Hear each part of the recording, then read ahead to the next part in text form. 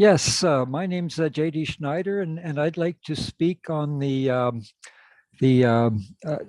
to change oh geez, my memory's going bad here. Sorry. For 188 Chambers Street, they want to change it. I think Mary's already got you recorded. Okay, all right, thank you.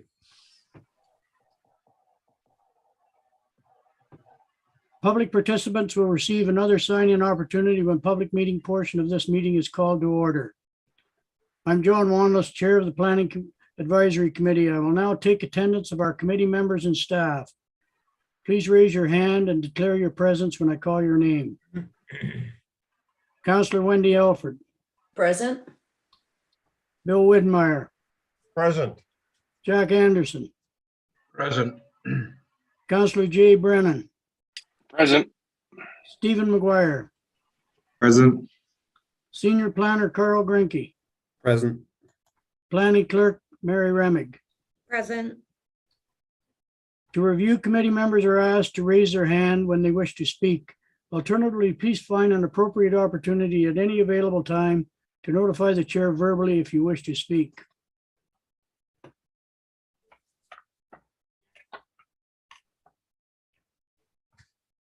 Item 2 on the agenda. Can I have a motion to approve the agenda? So moved. Moved by Bill, seconded by Wendy. All in favor? Carried. Adoption of minutes. Planning Advisory Committee meeting, February the 10th, 2022. Moved by Wendy, seconded by Jay. All in favor? Carried.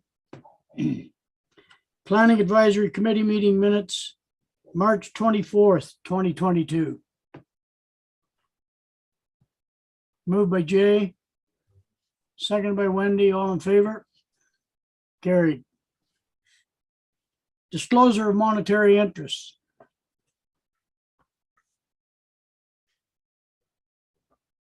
We'll now move to the public portion of our meeting.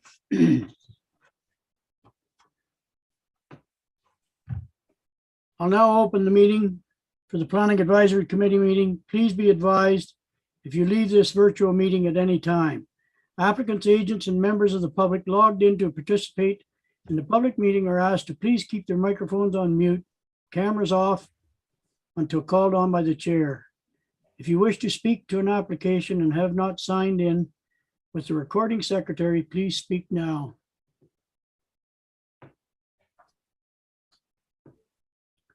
The purpose of this Planning Advisory Committee meeting is to consider a zoning bylaw amendment application, ZA 2201, for 188 Chambers Street.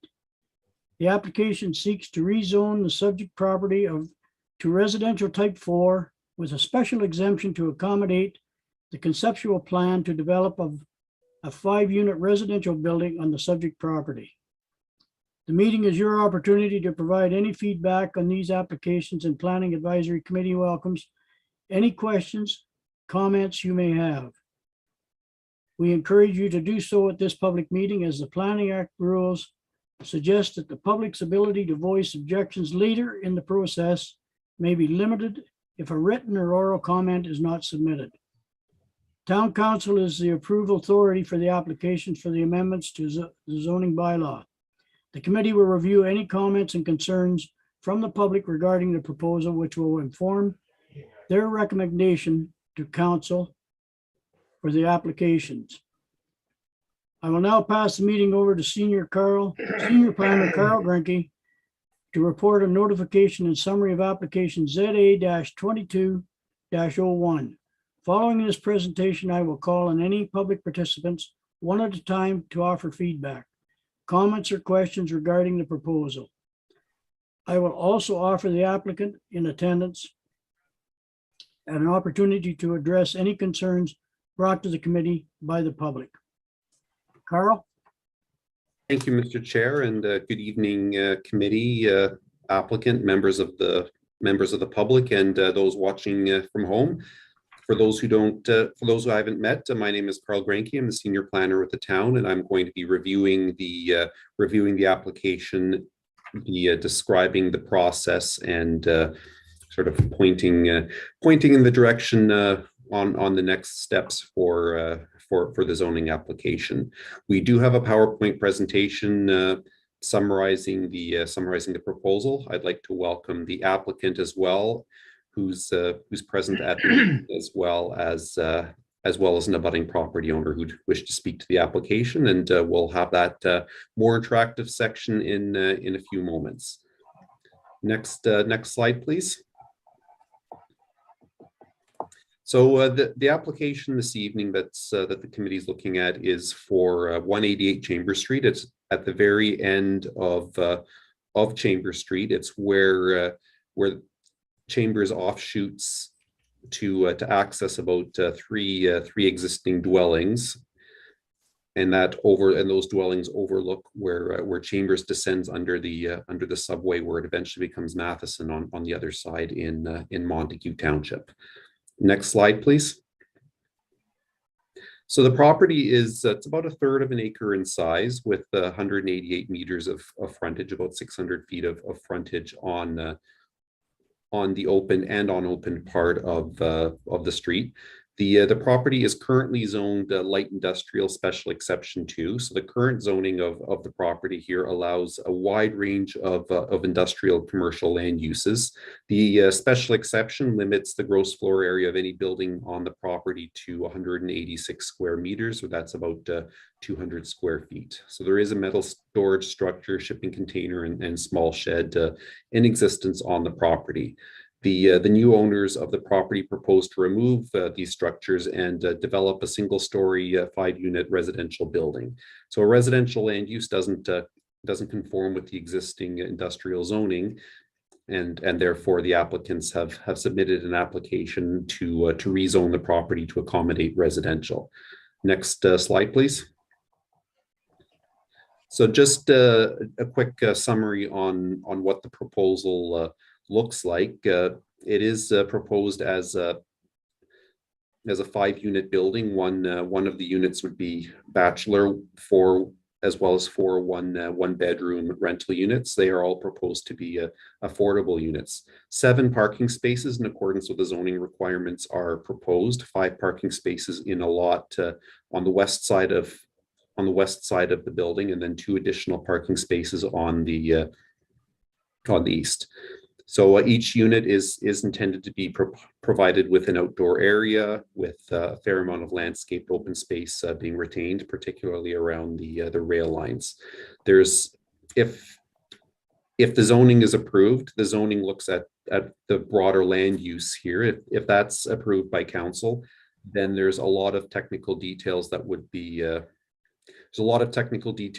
assessed through a site plan application process, and that's where we'd be looking at landscaping design, servicing, street improvements, ensuring that there's safe access in and out of the site. Those details would be negotiated with the Public Works Department and finalized in an agreement. But the zoning has to come first. Next slide, please. So this is a conceptual plan that's being advanced. Again, this is preliminary. This shows the broad plan. It's we don't know it. This is not final, but it does provide. It shows the intent of the development and the overall layout of the site. You can see the building is located a little bit closer to the existing residences on that side. Next slide, please. So what's being proposed here through this application is rezoning from the light industrial special exception 2 to a residential type 4 special exception zone. And the residential type 4 allows a variety of low and medium density residential uses. It's the predominant zoning in this area. Most of the existing homes surrounding the property are zoned R4. The special exception would recognize the particulars of this development, including a higher density, five units, which isn't normally accommodated in the R4. They're also proposing to reduce some of the zoning performance standards, including a reduced front yard, and as well as separation between the driveway and habitable room windows on the property. So the R4 zone, the R4 special exception is the zoning category being sought by the applicants here. Next slide, please. So to accompany the application, the applicant has provided some supporting documentation and supporting reports. All of these are available to the public, and staff are pleased to circulate those to anybody who requests. The planning rationale was provided by the consultant planner, retained by the applicants to describe the proposal and summarize within the context of the town's official plan, and providing a professional planning justification that the application complies with the town's official plan. A site plan, landscaping plan were provided, and if the zoning is approved, then those will be worked through in more detail through the site plan process. The unique attributes of the site adjacent to a rail line and a former industrial use did necessitate a noise and vibration study, as well as an environmental site assessment, just to confirm that the sensitive residential use that's proposed can be accommodated on the site, and look at any sort of mitigation that might be required. And elevation, service, and the serviceability reports were also provided. Next slide, please. So this is the site context of the area here. As you can see, the travel portion of Chambers Street, or the more readily maintained portion of Chambers Street terminates along the property here. It is fairly level. The property abuts an established residential neighborhood. There are some significant amount of existing vegetation along the rail line. Next slide, please.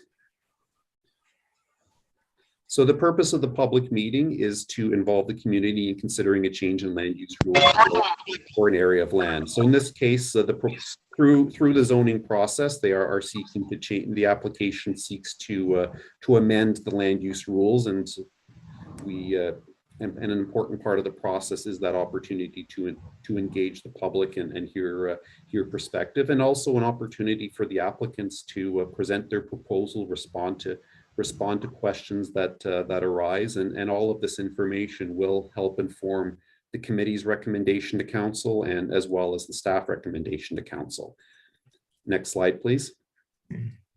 And consultation, of course, is an integral part of the planning process. Before the application is submitted, the applicants meet with town staff, as well as other agencies such as the Conservation Authority, to identify the technical requirements that would be needed to support an application. It's important that's done early in the process.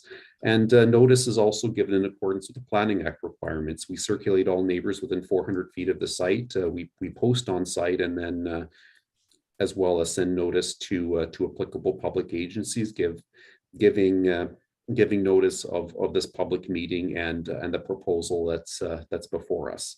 Next slide, please. So at this point, the town is being asked to evaluate the application, and a recommendation will be provided to council. When we look at the application, we have to assess its compliance with the official plan. The official plan is the guiding policy document that outlines how we want to see development occur in the municipality, where we want it to see it go, what we want to look at. Those are high-level documents that provide that roadmap, and development needs to meet the intent of the official plan. We also consider feedback from neighbors, those who would be impacted by a potential change in the land use rules. Consideration of feedback from other agencies, certainly through the zoning and through the site plan. There's a number of there's some technical details that need to be worked through, and we rely on the expertise from those in public works engineering to provide us feedback. And all of that goes into a recommendation by staff and the Planning Advisory Committee, and council ultimately has the final say on whether the zoning is approved. Next slide, please. So at this point, this is the last slide of my presentation. We'll go into the question and answer, but certainly staff appreciate any feedback and the discussion that arises at this meeting. There will be a report and a recommendation brought forward that'll take into account the feedback that is received here. Council, of course, is the ultimate decision maker on this application, and the application is subject to a 20-day appeal period. I'd certainly like to conclude by thanking the applicants for the work they've done on this application, as well as the abutting property owners we've heard for their time to consider it and the feedback that they've provided. So now I'll turn it back to you, Mr. Chair. Thank you. Thanks, Carl. We'll begin by hearing from members of the public. All comments and questions need to be addressed through the chair. If you have signed in with the recording secretary and have requested to speak to this application, I will call on you by name one at a time to offer your feedback. I will now open the floor to any public comments. Is Mr. Schneider back in? Yes, I am. Okay.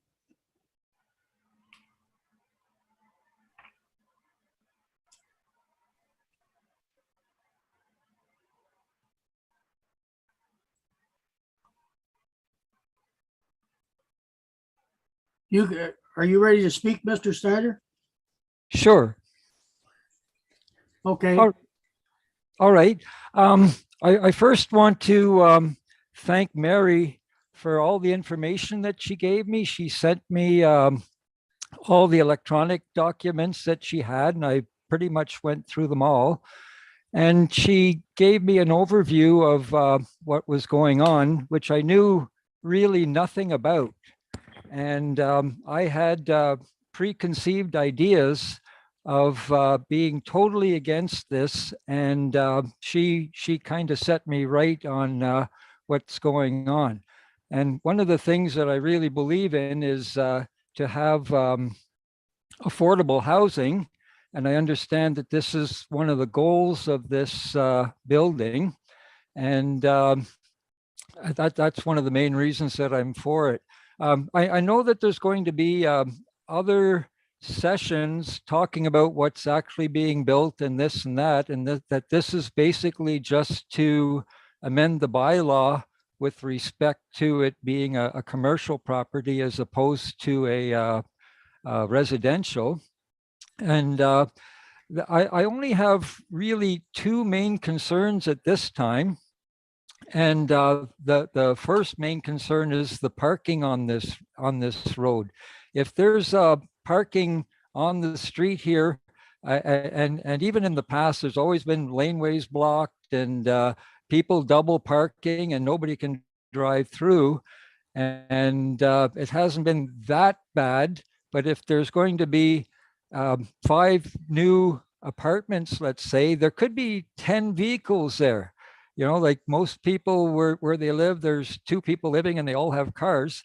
And I know they're going to have 7 parking spots there, which might be enough. It's hard to say, but if there's parking allowed on the road, it's going to be a real mess when there's that many people.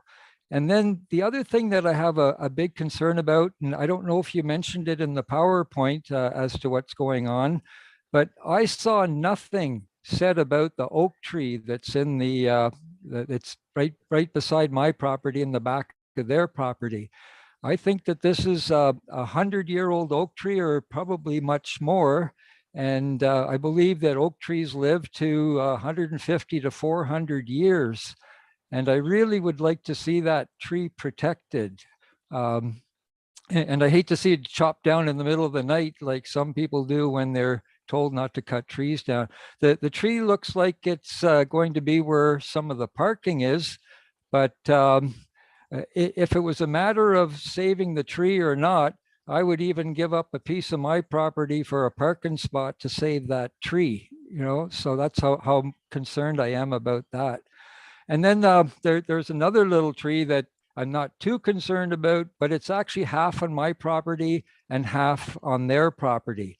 And it's kind of one of those snowball bushes.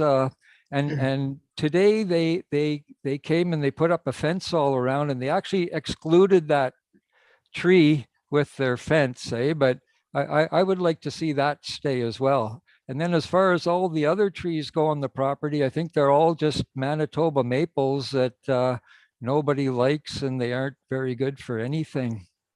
So that's pretty much that I want to say about that. And then, like, as far as planning and things go, with another building like that, I was reading about like fires and stuff. I would like to see maybe a fire hydrant put on this street somewhere after that place is built to give us all some more protection. They did mention there's fire hydrants across the subway, but I don't think that might be enough if there's a fire. And then they mentioned in the building of the building, and this isn't really so much about the bylaw or anything like that. They mentioned they studied road noise, and I think they way underestimated the road noise that is happening out there, and basically for the normal people that drive on the road out there, the road noise is absolutely fine. Even with the trucks, big trucks and stuff, the road noise is fine. But what happens normally during a day, between 10 and 15 times, there's people, I think it's a rite of passage in Smith Falls, that have to go through that subway with their engine opened up as high as it can go, and they make as much noise as they can go. And I actually have purchased a decibel meter, and the decibels are way over 100 when they're coming out of the subway. And I know that this is probably a police problem, but I did want to mention that. And then when they come out of the subway, they're speeding, and you've got all the neighbors down Chambers Street complaining about the speeding, and they all have signs on their lawns and stuff like that. And I think that's where most of the speeding comes from. So that should be addressed at some point. Another thing I read was about the train noise, and I think they overestimated that. They said that the trains run at 43 miles per hour. And I looked into that a long time ago, and I believe that their speed limit is 30 miles an hour.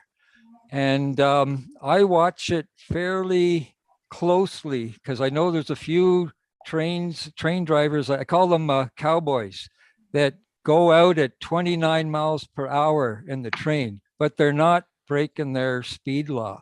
So I just wanted to mention that. And then they were talking about changing the setback. Well, first of all, I believe in that. I didn't before, but the reason that the setback needs to be less to join up with the rest of the houses is I believe that some of these places were built before the subway, and then when they built the subway, they took the frontage away from the people that lived there to build the little side road in there. I could be wrong, but I believe that. But that's the reason why we're all so close to the road. And I see nothing wrong with the affordable housing being set up like that. And I think that's pretty much all of my concerns. So I'm actually happy to welcome that.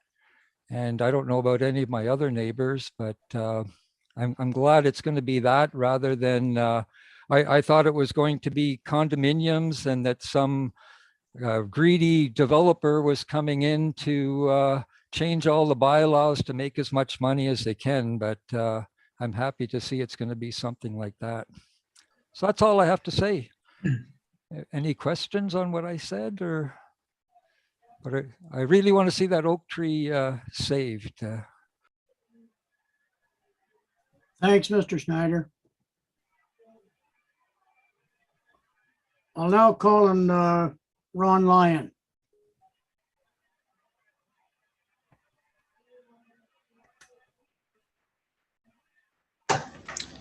Good evening. Mr. Chair, committee members. I've been a resident of Chambers Street area since 1960, last century. My wife Tina, stepson Richard, son John, and I have made our home at 155 Chambers Street since 1984. Every Canadian likely knows that we need more housing in Canada, affordable, RGI, rent geared to income, and just about every other kind. 188 Chambers Street has just about nothing to offer. This Chambers Street site has many disadvantages. Poor accessibility for all types of emergency vehicles, situated on a dead end, a somewhat difficult entrance from the busier part of Chambers Street, and a very difficult exit from this cul-de-sac onto Chambers Street. And a very difficult, no sidewalk, no paved street along this undeveloped portion of Chambers Street, inadequate safety fence along the high wall of the CPR subway to protect any nearby resident children, no safety fence along the CPR mainline property, which is immediately adjacent to any proposed housing development and will be subject to a lot of CPR noise forever. Everyone that I have spoken with feels this potential site is unworkable. When one considers everything, this 188 Chambers Street site should never be used for any type of housing, no matter who owns it. As I previously stated, 188 Chambers Street has just about nothing to offer. I believe everyone has to think smarter. Coincidentally, in our record news of April 21st, 2022, I read a Town of Smiths Falls public notice about a proposed sale of Town of Smiths Falls lands, 14 to 30 Robinson Avenue. The Robinson Avenue site, where a former housing complex burned down about 14 plus or minus years ago, is of a similar triangular shape and size as 188 Chambers Street. In a past article in our record news, I recall reading that our Town of Smiths Falls had been trying to sell this Robinson Avenue site for back taxes for some time, and a lack of interest was shown. The Robinson Avenue site has many advantages in comparison to 188 Chambers Street. Existing services, sidewalks, situated on two paved streets, easy accessibility, proper zoning, and appropriate separation from the CPR main line with proper safety fences. Might our Town of Smiths Falls consider providing this superior Robinson Avenue site to Lanark County Housing Corporation for their multiple dwelling house, which they planned for 188 Chambers Street? Numerous people from various areas of town agree with these thoughts. When I first read of this potential housing development at 188 Chambers Street, I reached out to stepson Richard, who is a longtime resident of Sylvan Lake, Alberta. Richard is a manager with Community and Social Services Alberta. He previously served with his Town of Sylvan Lake Appeals Rezoning Committee. I asked him for his thoughts. After all, Richard grew up in our Chambers Street neighborhood. He replied with these comments. Land contamination for sure is a real possibility. Subway is a valid concern, whether or not this development even proceeds. Entering on/off Chambers Street with cars whizzing out of the subway will lead to an increase in accidents, vehicle type. Increased pedestrian traffic in and out of the area would also greatly increase the odds of vehicle pedestrian mishaps. Can a fire truck even turn around in there? And is a fire hydrant even close by? That could be that could be the lot servicing part though. The front yard variance And the parking proximity to the residence variance should not even be considered a variance. It's simply crazy and an issue waiting to happen. To me, it's a blatant disregard to the rules. If permitted, you might as well toss the rule book away, as any developer would love to have variances like that and would or could cite this project as precedent setting.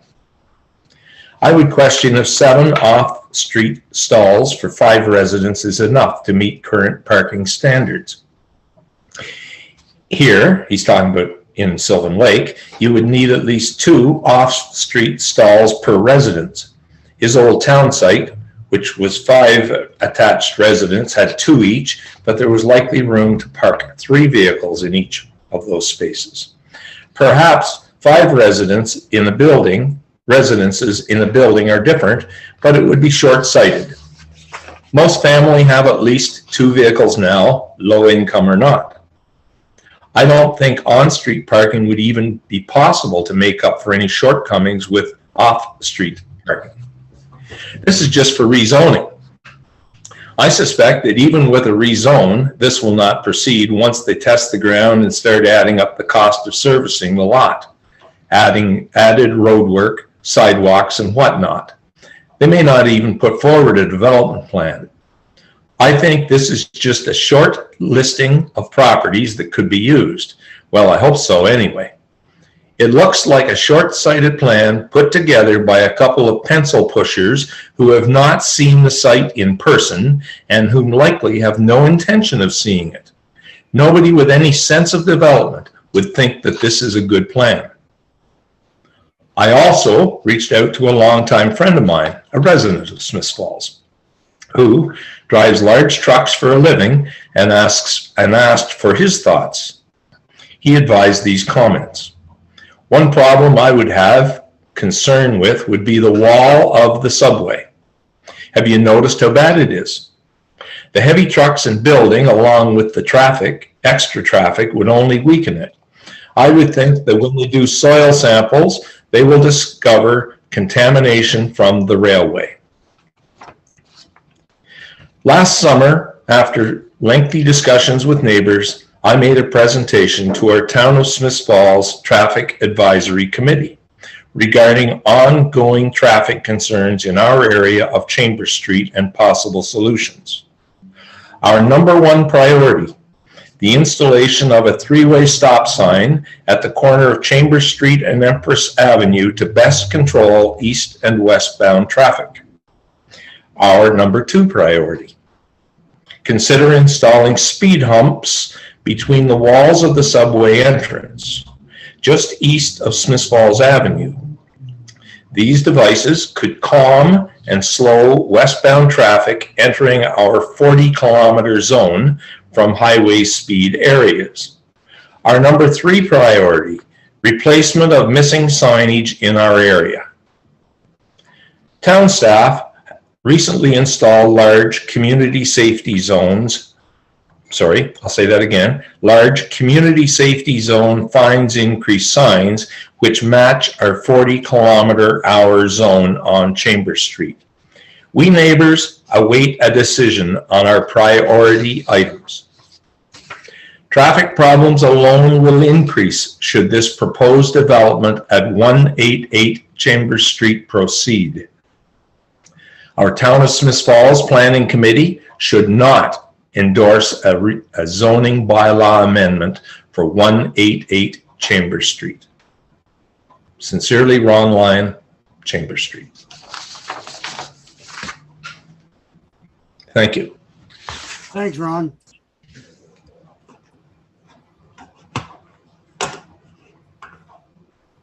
I don't think we have anyone else signed in.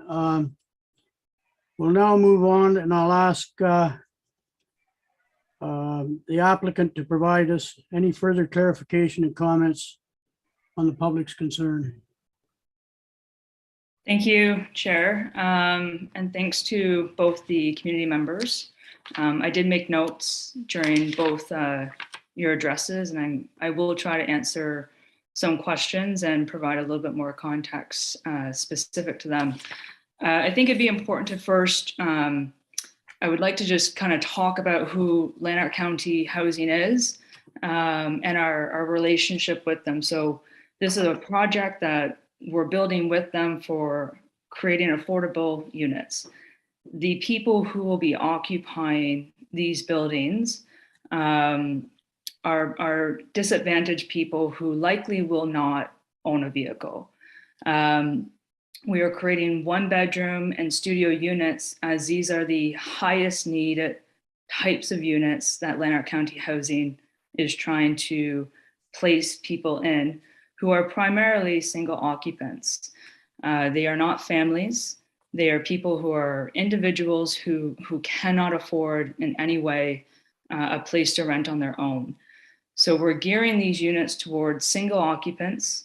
And again, it is not very likely that they will own a vehicle, given the circumstances that they have and where they're coming from, which is why they're working with Lanark County Housing. As far as it goes with the relief that we're requiring on this application, there's a total of 15 items, and we meet 12 of the 15 items.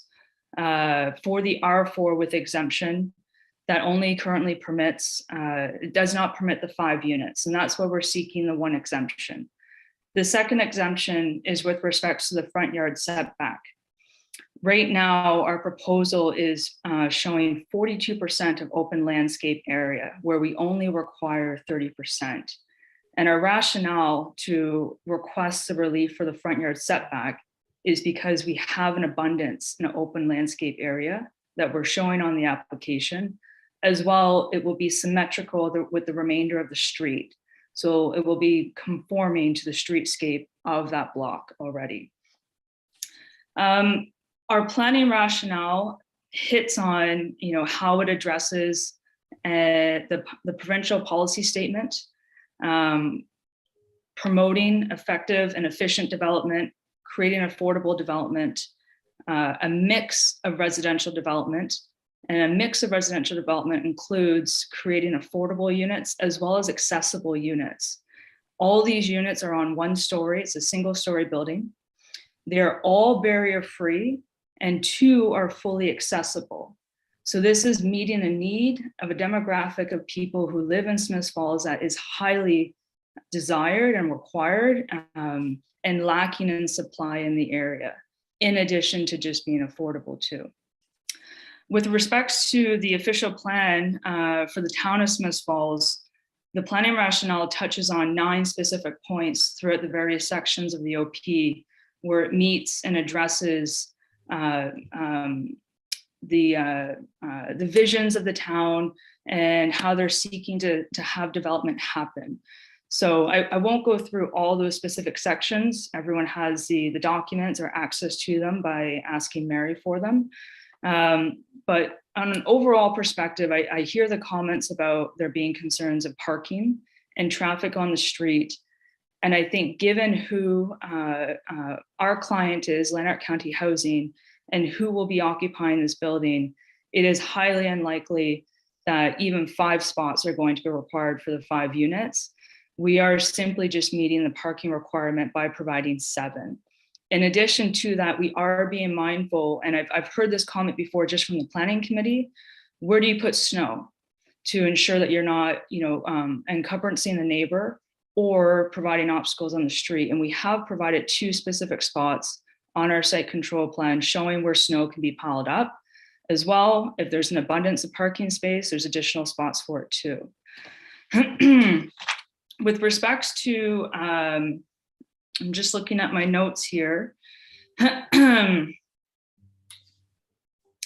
Mr. Schneider, with respects to the trees, today when we did install the fencing, we did want to make sure that we protected any tree that either was close to the property line or crossed it. And so that's why we did wrap the fencing around it to ensure that nothing will hit that tree.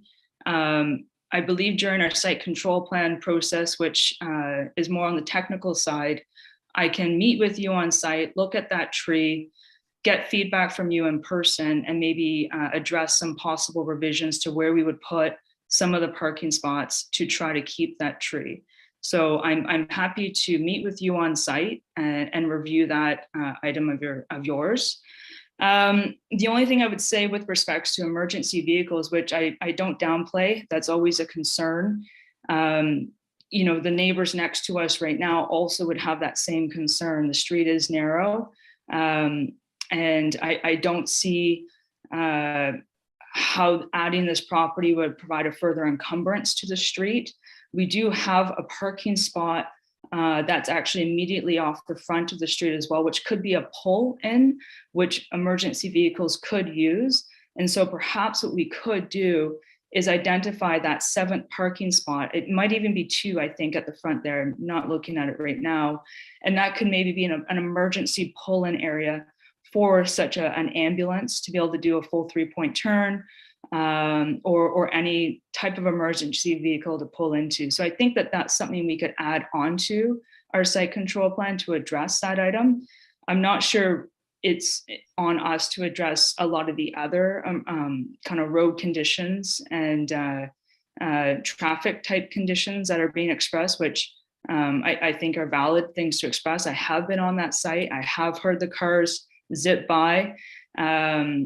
But I think what we could try to address ourselves in this application through the site control plan process is possibly identifying those 2 front spaces as possible emergency pull-in spots so that there isn't any obstruction to the street at that point.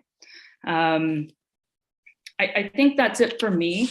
The biggest thing again is, you know, we're building these units to be for Lanark County housing. They're affordable, they're accessible. It's consistent with the official plan for Smiths Falls. It's consistent with the provincial policy statement and what they're looking for with respects to development, as well with respects to even just area. The area required, we're exceeding almost 2-fold for this development. So it is well equipped, we feel, to service this building and its use. Thanks, Lindsay. Do you want to speak, Shauna? Well, thank you, Mr. Chair. I think Lindsay's captured it. Thank you very much. Okay, thank you. I'll now ask if there are any questions or comments from the committee members.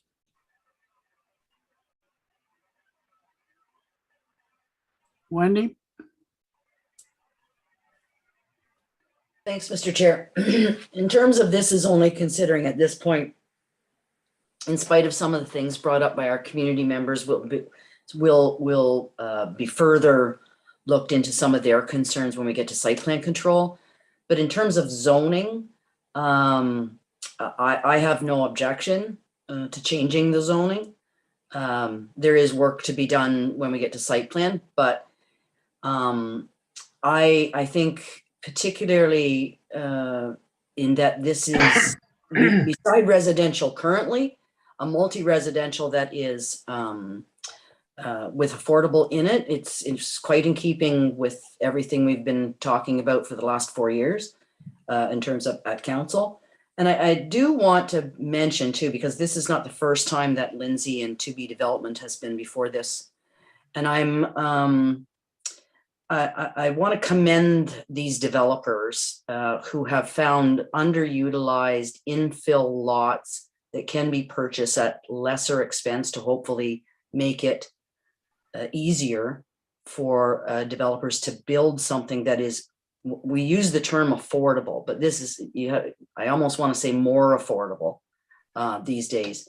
So I have no objection to the zoning at all. And I'm not concerned about it being close to the rail line. We did one of these at Queen and Old Slies not too long ago. It's all starting to run together, but I think it was like a year ago or so. And that's also in very close proximity to the rail line. So no, I will certainly support the change to zoning to accommodate this development. Thanks, Wendy. Bill? Just a brief comment. The current zoning is for commercial or industrial? Light industrial. So if Carl? Oh, sorry, I was just, Jack got to it before I could. The current zoning is light industrial special exception, which allows a range of industrial as well as commercial land uses as of right. And if I might continue then, I would think that the folks who live within that area would much prefer a residential development to any kind of commercial or industrial development that's there because of any number of reasons. And so that I would hope is a consideration.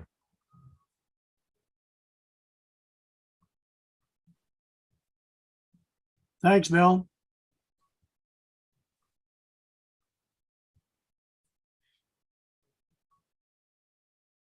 Jack? I'm having a little bit of difficulty with some of this. I guess basically right now I would prefer to maintain the status quo. I don't wish us to rush to judgment for affordable housing. I look at the subway there, and I see potentially a very severe problem there. And but listening to the neighbor, both neighbors, let's say. But as far as the concerns, as far as traffic and that, and these people, they couldn't really get as far away from the downtown core. So if these people do not have transportation other than taxi or whatever, they're quite a distance away from the town center or adequate shopping. No, right now I have a difficulty with this. So. Thanks, Jack. Jay? Yeah, I really appreciate hearing from Mr. Schneider and Ron. I get that. I think that I really believe that your concerns can be addressed at the site plan control phase of this process. And what we're talking about here is a piece of property that in all likelihood that is zoned light industrial that will never be used for light industrial ever. And we're in a bit of a housing crunch, as we all know. And this is repurposing some land adjacent to residential land that will provide much needed, as I'm sure we can all agree, places affordable, as Wendy said, relatively affordable in this day and age. And so I'm going to support it, and I look forward to. I get from the developer that they're willing to work with Mr. Schneider on the tree, and Ron. I'm sure that she will talk to you about what it's going to look like and that sort of thing. But at the end of the day, we need units. I think it's a good place to put units. I can't see any kind of industry going in there, given its location, and so we're really just talking about saying, okay, it's not going to be light industrial anymore. It's going to be residential, and let's move forward and work on a plan that everybody can agree with. So that's what I think. Thanks, Jay. Stephen? Thanks, Mr. Chair. Just to add to the comments, if we're looking along the railroad tracks as well, along Helen Street and Lead Street, we have similar residential areas. And I think that this type of a use of this type of a property, as you guys have said before, is beneficial for the community. Thanks, Stephen. Any more comments?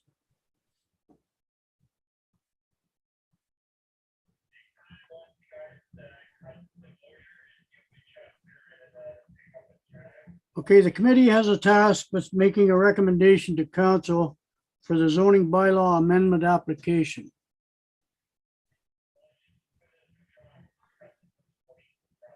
Do you need a motion, Mr. Chair? Yes, I need a motion. I move that Mary will get the talky part down, right? But I move that we allow the change to zoning at 188 Chamber as recommend or as outlined by staff. I'll second that. Second by Jay. Those in favor? Those against? Carried.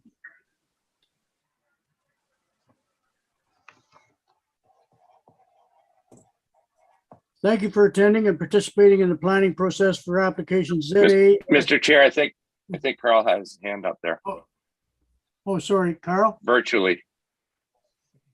Thank you, Mr. Chair. I'm just getting used to using the little reaction feature there.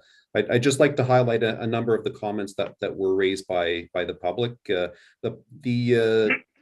Public Works Department, the town's Public Works Department did evaluate this application from the zoning perspective. They identified some additional work that needs to be done to sort of enhance or to confirm the servicing with respect to the pipes, and I understand the applicants and their engineers have been in touch with Public Works or will be shortly to address that.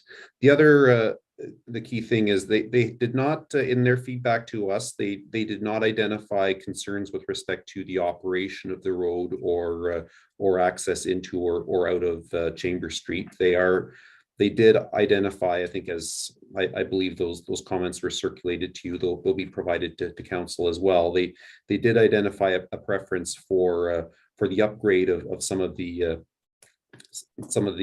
roadway at that location, which is something that often is addressed through the site plan control stage.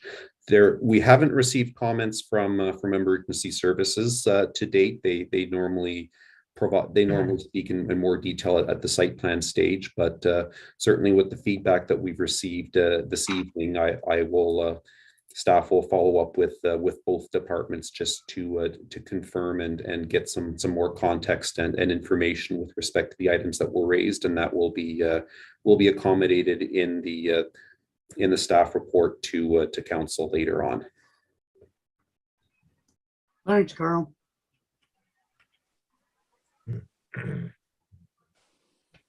Thank you for attending and participating in the planning process of the application ZA-22-01.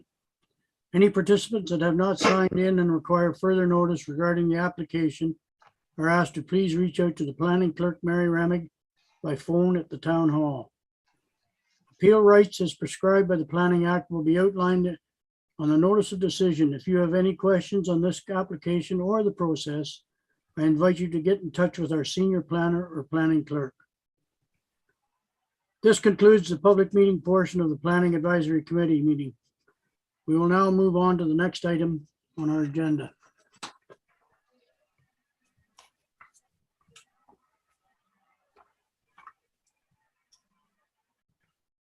Priority issues. Report PAC -22-09. Site plan control application for SP-22-02, address 16 Victoria Avenue. Carl?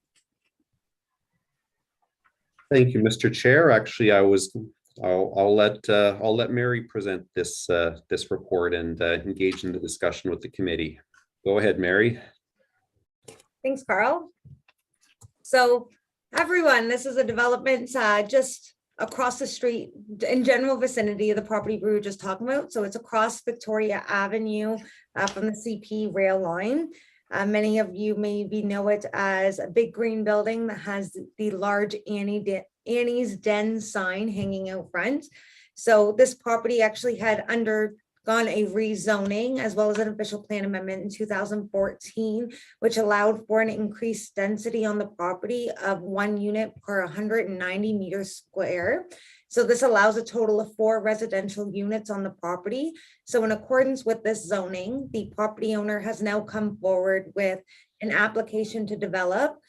They are looking to establish 3 additional units in the building. Currently, it consists of a large ground floor commercial space, and there's an upper 1-bedroom apartment. They're looking to add 3 additional 1-bedroom residential units. All will be rental, and they're all contained within the existing footprint.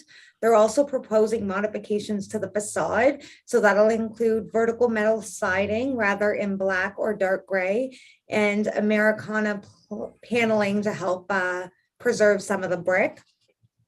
There's also an existing accessory building that's situated towards the rear of the lot. There is no modifications proposed to this. So 6 parking stalls will also be provided to serve the development. This is in accordance with zoning. The packed aggregate parking area is not proposed to change, nor do they propose to resurface. And they'll be using the existing entrance. They provided a 32-meter square snow storage area, and they've actually added additional green space to the property, which is not currently there. So it's a 14.5-meter square mulch garden space just along Victoria Avenue. They have proposed 2 red maples to go within that area. Further, there's a concrete paver pathway proposed. It's at this point, they propose to really just fill in the gaps of the existing concrete pathway that runs along the side of the building, along the parking area. So we did receive some supporting documentation, most of which was attached to the report. We are also looking for confirmation of some information more regarding some confirmation about what the facade colors are. Right now, it's a little up in the air. It'll be black or dark gray. The confirmation of number of units per story, the developer actually did reach out today. They advised there'll be 2 units on the upper story and 2 units on the lower story. So the window will be fire rated in accordance with building code. They don't feel that there's opportunity to provide green space, but there is a couple of other additional requests that staff have received and they'll be providing for in the drawings.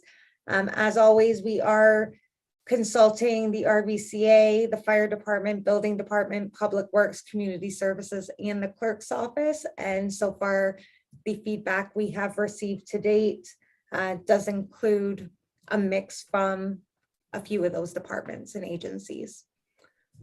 So at this time, we're really just looking for any additional feedback that the committee might have on the application so that we can communicate that to the applicant and it can be accommodated accordingly. Thanks, Mary. One question. Have you got a copy of the survey on that property? And I don't believe one was provided, John. In fact, we had requested it, but given that they're using an existing parking area and the existing building footprint, we waived the requirement for this application. Because I know there is a survey on it. That's good to know. Thank you. One question I have. Is there any information on the party wall between it and the next building?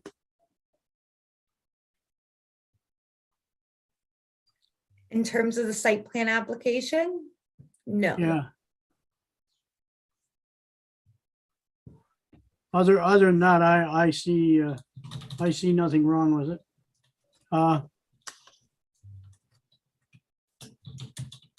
It's open to you guys.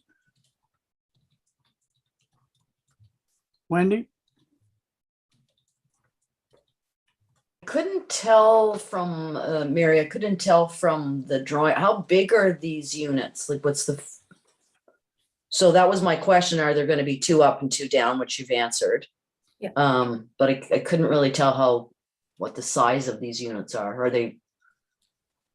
So we haven't received construction drawings for me to confirm that, but that does need to be confirmed as zoning prescribes minimum dwelling unit area typically. Okay. Once before we talked about this in a different neighborhood and I didn't like the darker color palette, but in this neighborhood, in this industrial sort of surrounding it, I kind of do like the darker palette. It would be softened by the wood accents that you've shown in this concept drawing, certainly. And by, and the other thing I didn't notice there is one light at the front entrance, but I don't see any lights on the side elevation. And let me see if I had any other comments. And is there any, I don't see any accessible provision for the first floor apartment.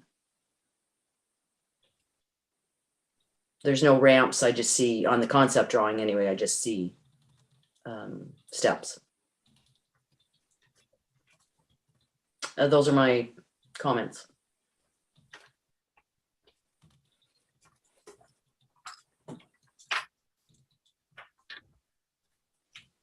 Anyone else? Stephen? I guess the only thing I comment on is the with the render. I'm not sure how accurate the renderings are of what reality will look like, but I understand that the color right now isn't great, but it's always, I just never like to see the brick covered up because it's a characteristic of the town, it's a characteristic of that area. Especially along the top edge along the flat roof where the brick comes out on, I think they're cornices, I don't know the proper name for them, but they're just those characteristics that do add to the railway area. So if it would be possible to try and keep that, then it's nice to see. I understand that it's not always possible, so. Well, the brick currently on that building is painted green.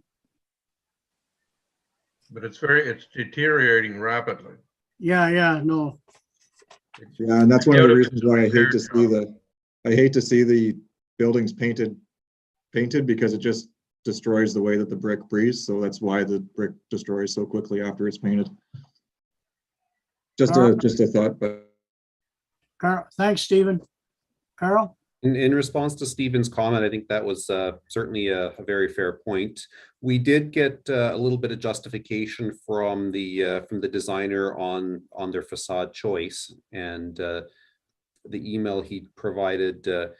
He noted, please keep in mind the current green coating is not only insightful, it has contributed to the degradation of the exterior of the structure. Returning the exterior of the structure to its classic red brick origins is not an option. The proposed exterior finish will protect the structure underneath from further water damage, provide a fire-resistant covering, and will not be much different than many of the industrial buildings which populate this neighborhood. So that's just a summary of the rationale for why they're choosing this rather than repainting or something else with the brick. But good point.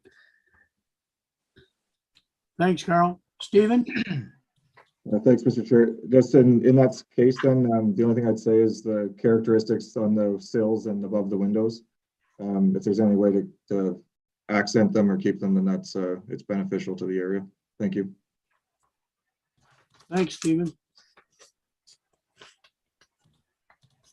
Anyone else?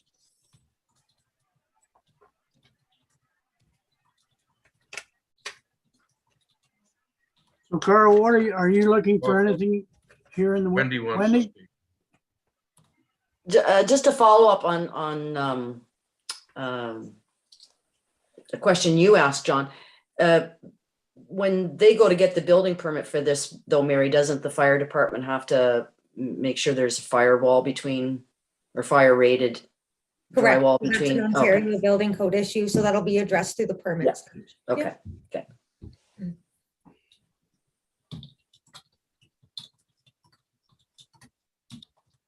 So Mary, do you need a motion or anything on this to? If the committee is satisfied with the proposal as presented, provided their comments as well as staff's are addressed, then yes, I would appreciate a motion. Okay. Also, So moved. Or Jack can move it. I'll second him. Moved by Jack, seconded by Mary or Wendy. All in favor? Carried.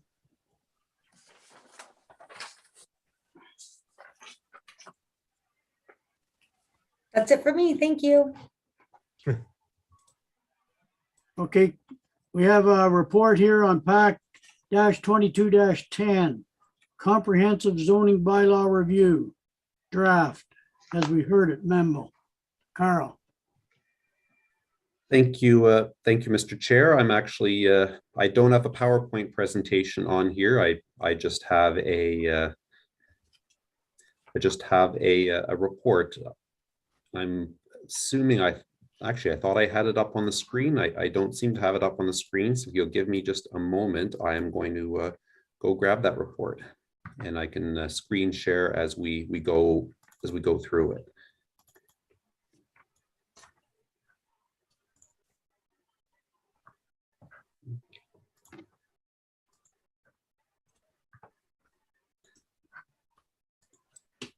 So this report just follows up on some of the key points that came out of the discussion at the zoning bylaws open house. There were a few key items that were looked at, and certainly staff would very much appreciate the PAC's feedback and direction on that. There is also a number of other fairly significant changes that are being proposed to the zoning bylaw, and they didn't generate a significant amount of discussion at the planning committee or at the open house. But I'm certainly flagging those for the committee's direction, just to confirm that if the committee feels that these are sort of on the right track, on the right steps. Just and for the committee's information as well, that the housing related zoning framework changes that are in this report were presented to the Housing Advisory Committee yesterday for feedback.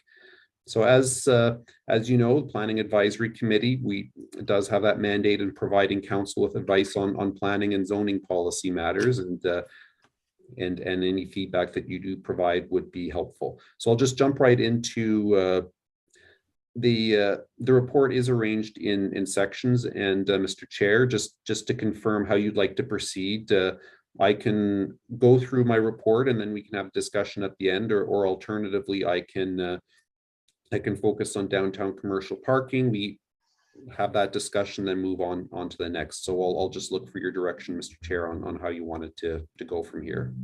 Well, I think a discussion at the end would be fine, Carl. Okay, so I will do that. So one of the key items that was discussed was downtown commercial parking. So as the committee knows, the zoning bylaw establishes use-specific parking requirements that they have a pretty wide range. And there is, in the downtown core, there is a 50% parking space reduction. And one of the things that we've asked the committee asked our consultants to do is simplify the parking provisions a little bit, because we have these situations where somebody has a retail downtown and then they can look to the unit converts to a restaurant, and then that generates a parking calculation. Potentially they have to look at creating new parking, or other situations like we saw with 7 Maple, that site plan there. They're proposing a commercial ground floor with upper floor residential, but they haven't necessarily rented those spaces out. So we don't know what those parking requirements are going to be. And ideally we'd want to see that addressed at the beginning. So what we've asked for, and what the proponents are, what the consultants are proposing, is a flatter rate of parking. So retail, restaurants, a whole range of uses would have a single parking requirement. So that would allow evolution from retail to restaurant, back to retail, or include a number of other things, personal service shop, barber shop, those sorts of things, without having to go into a parking calculation. The things like hotels, offices, those are a little bit different. They have somewhat different parking and use requirements. So they've left those out of the flat rates. The proposed policy removes the 50% parking discount for the above noted uses, however, retains it for other uses. So the staff recommendation actually is that we retain a 50% parking space reduction. Look to at least certainly not increase parking requirements in the downtown core. The parking utilization study that we did in 2018 suggested that by and large, especially when it comes to commercial spaces that where there is more of a turnover, there is ample parking on streets. In the future, that's the sort of thing that may get looked at. We may be looking at supply considerations, maybe a new lot if the opportunity were to arise. But at this point, the staff recommendation is that whatever parking changes that and however we simplify the parking, we not create new additional parking requirements above and beyond what's there now. So not looking for more parking that off-street parking that may not get used. When we recognize, of course, with the work that's going on Beckwith Street, that's going to skew parking throughout the downtown core. But beyond that, once that's all said and done, then when we return to a normal. The next point, this one will be very quick. There is a little bit of discussion about mobile homes.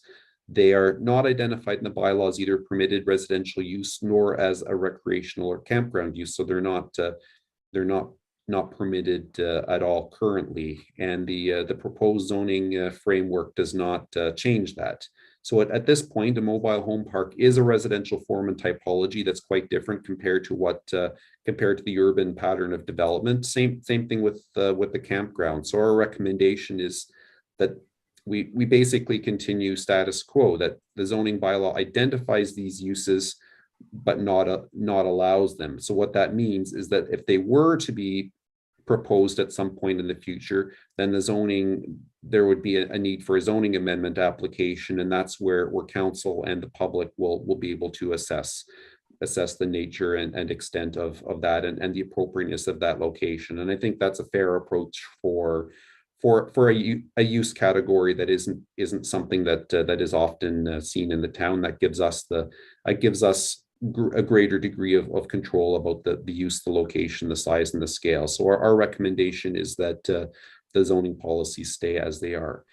Shipping containers was another interesting subject, and we've certainly seen a number of them coming up through town. So right now there's absolutely no regulations at all about shipping containers used for any purpose. They are in zoning, they are treated as a structure. So if it's over 108 square feet, then it requires a permit, and that permit is applied for and considered as it would be for any other structure for its purpose. If it's a residential storage shed, for instance, then it would need to meet those requirements. So the proposed zoning framework proposes to allow shipping containers as right now to limit shipping containers as an accessory use to certain industrial zones, and then establish a number of criteria for screening and location within those industrial zones. One thing that is a little bit, the only, I guess, the exception to that is a house that is actually proposed to be made of shipping containers. So the zoning bylaw right now allows a modular home as a single family dwelling. It's permitted as of right today, where somebody can move in a modular home consisting of a number of pieces that were manufactured off site and assembled to create a house. So the proposed zoning bylaw maintains that our interpretation for modular home is that it would include a shipping container. I haven't had a proposal for a shipping container home since I've started with the town, but if that proposal were to come in to me tomorrow, my interpretation of the bylaw is it would be permitted as a modular home. So the proposed bylaw continues that approach, but then stipulates that a site plan control application would be required in order to control sort of the design and ensure that it blends in with the the neighborhood as best as possible. So the framework is intended to accommodate flexibility in building design, and certainly any feedback from the committee would be helpful on that. So I'll go into some of the more substantial changes that weren't brought forward in great detail. Actually, John, did you want to perhaps I can pause there and we can look for any feedback from the committee before we go into the next section on some of the changes that haven't really been discussed yet? Okay, sure.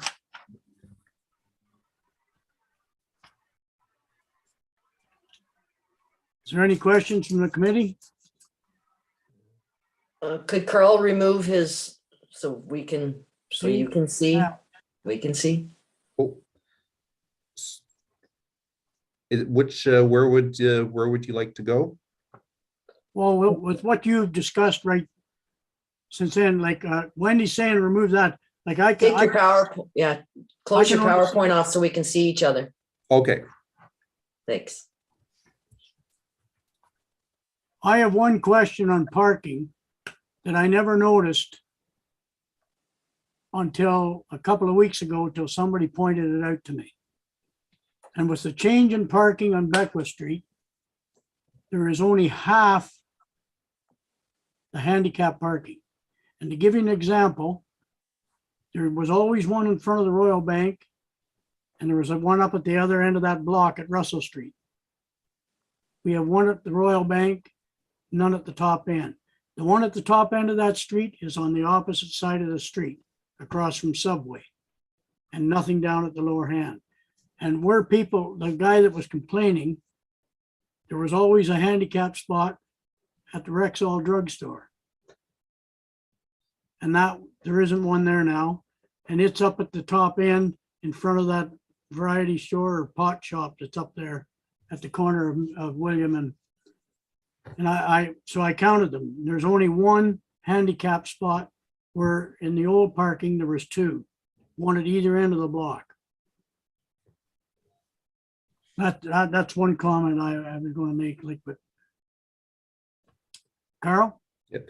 So the zoning bylaw in this case, the zoning bylaw doesn't speak specifically or reference the downtown or on-street parking, but it does actually propose requirements now for accessibility, for accessible parking that weren't in place before. So there is we're also looking at bike parking and a few other features to sort of broaden our parking allowance. So we feel that's a good point, and certainly it's important to consider, certainly from an accessibility standpoint for our entire community. But I am happy to confirm that we are now proposing accessible parking requirements that weren't prescribed in zoning before for off street for private lots. Yeah. Any other comments? Wendy? Yeah, for this 1, 2, 3 that you've got in this section, I think your rationale was sound on all of it. So I don't have any real objections to what you've outlined for the flat rate parking, mobile homes, or the shipping containers. I'm okay with all 3 of those.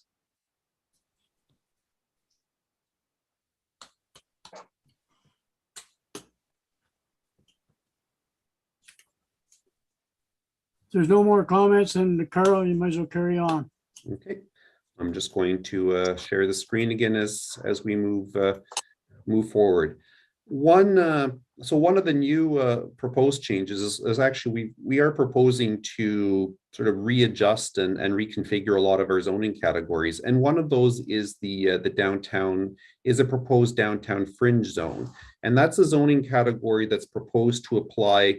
Well, I'll just back up a moment. Currently, our official plan designates our downtown core as a very large area, basically Elmsley Street to Elmsley Street to Maple, essentially in a wedge. And that of course includes our commercial core, the heart of the downtown along Beckwith and the surrounding streets, but also a number of predominantly residential neighborhoods or mixed use neighborhoods sort of at the outer edge of the downtown core.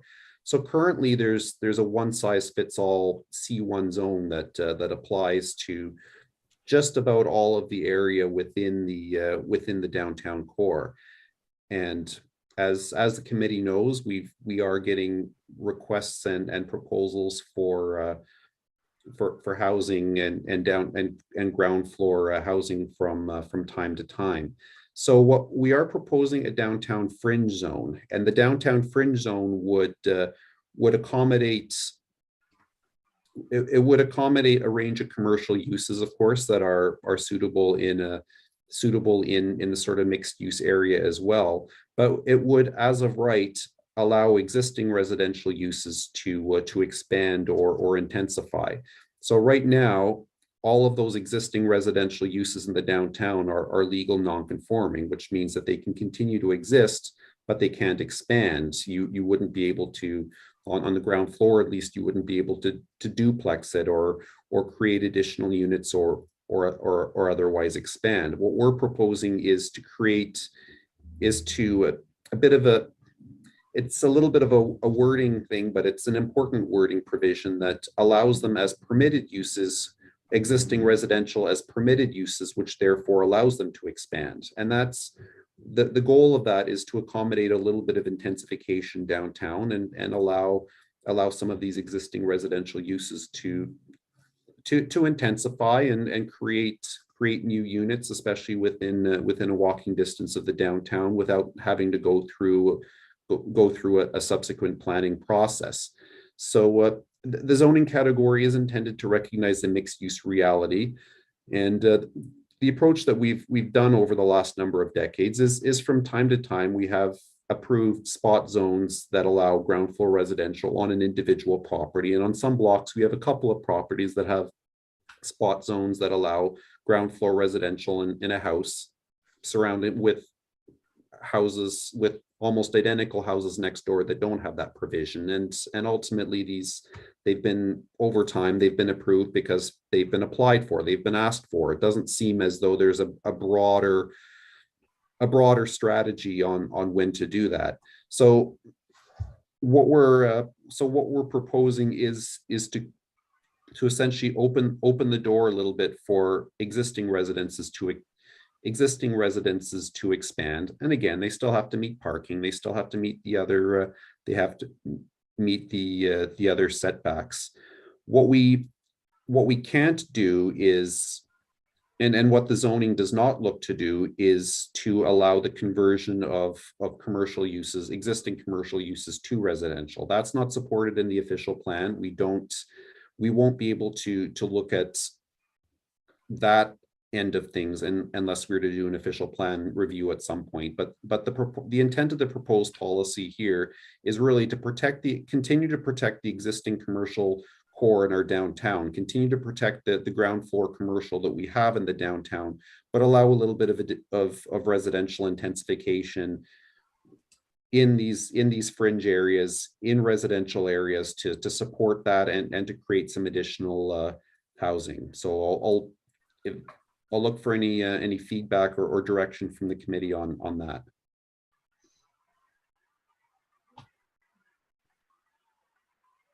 Stephen?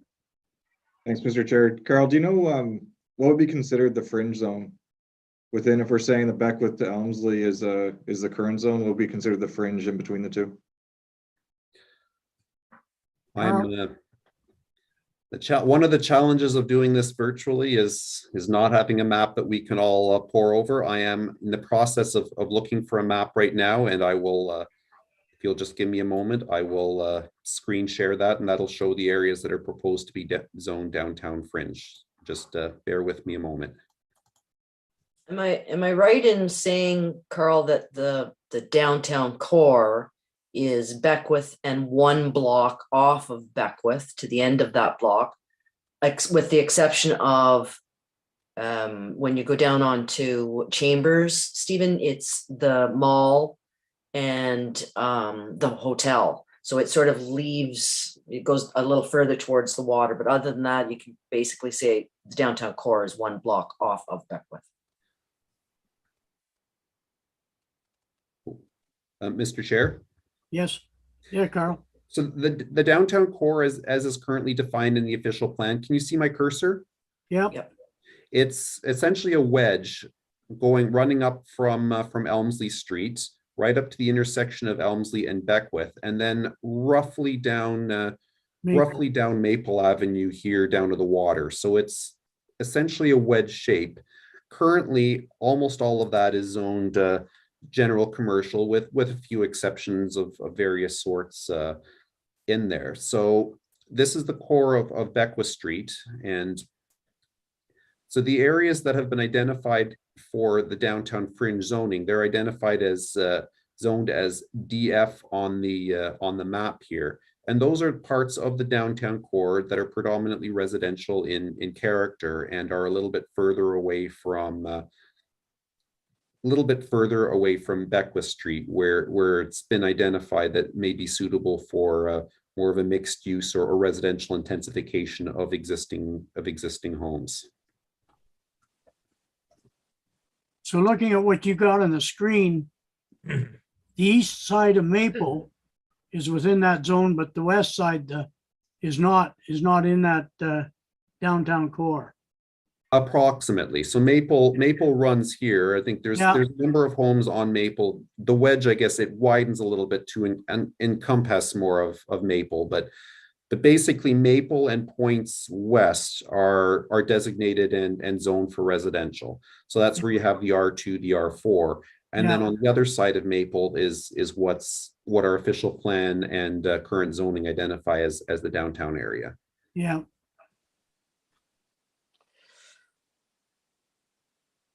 So the fringe, like your zoning DF and DF3 and stuff, how far, is there a distance that runs in from the actual border? It's location specific. So for instance, in this area, we've identified that there's a much more predominantly resident. If there's a single house, we weren't going to put a different zoning on that unless it's right adjacent to the existing residential, broader residential area. But for instance, the DF here, essentially between Elmsley and Market, encompasses a part of the downtown that is more residential. It has that broader range of uses. So it's essentially it's been a mapping exercise to identify the areas where that's based predominantly on existing land use patterns.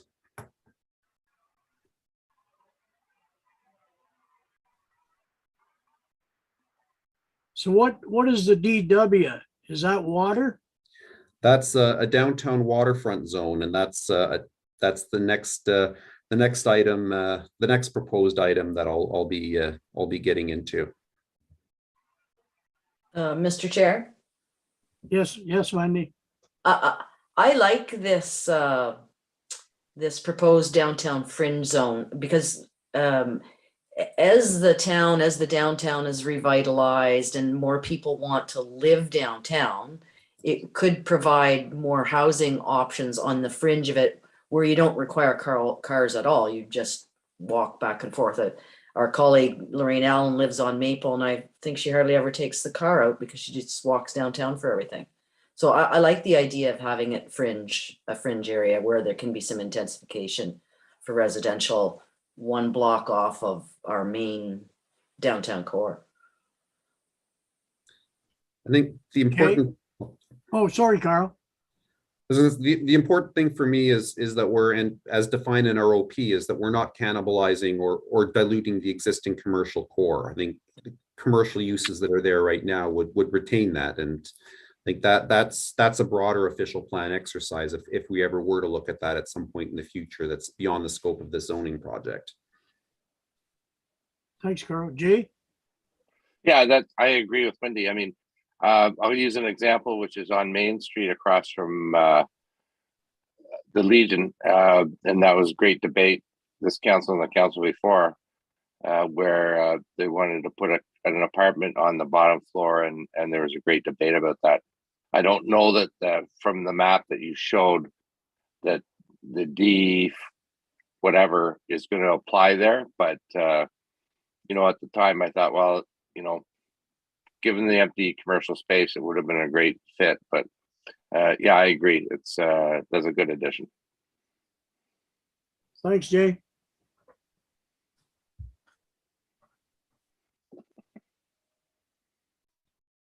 Okay, Carl, All right, carry I will on.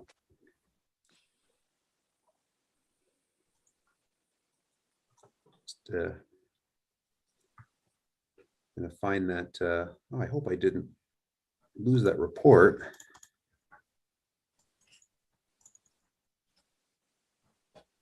Okay, so that you can see the report. No, just your, We got a list of reports. Which one do you want to do? Oh, okay. I had opened up the other report. I think I may have accidentally closed the closed Does the file. does everyone have it in front of them? Like if everyone has it in front of them, like, no? Okay, We don't have it in front of us. okay. Okay, no, my apologies. I might have clicked the wrong button. I am going to get right back in there and start screen share again. Actually, I do have I got another iPad. I've got it here. Okay. So the proposed downtown waterfront zone, that's another proposed new zoning category here. And this is partly in response to a strategic priority that's identified in council strategic plan for this term. So the large downtown waterfront developments that we have around the hotel, around the Parks Canada place, around essentially along Center Street, have been identified in our strategic plan as a potential priority for development. And I know our economic development department is working with the planning staff and other departments to sort of kickstart that and explore some options. So what we're proposing is to create a new downtown waterfront zone, as indicated in the DW area below, that allows a slightly different range of commercial uses that can be customized for a waterfront setting. So for instance, we would be allowing marine facilities and marinas, and offices would only be allowed on upper levels, as opposed to everywhere else in the downtown where they're allowed anywhere. And the reason for that is the downtown waterfront is intended as really an active core area where we want street front presence. The other thing to keep in mind is that the zoning proposes a 15-meter height limit in the downtown core as opposed to 22 meters elsewhere. And the reason for that is it's close to the Rideau Canal, and ultimately Parks Canada broadly supports limiting height around there to manage impacts on the UNESCO World Heritage Site. So we're proposing a zoning approach for that area, recognizing that it is likely going to change or it may well change in time as the area develops, and that would and as we actually get proposals and development concepts that but we're proposing as a start a downtown waterfront zone to essentially establish a distinct flavor for this commercial part of our downtown core, and potentially guide future development if these areas were to develop at some point in the future. So I'll look for feedback on that. Wendy?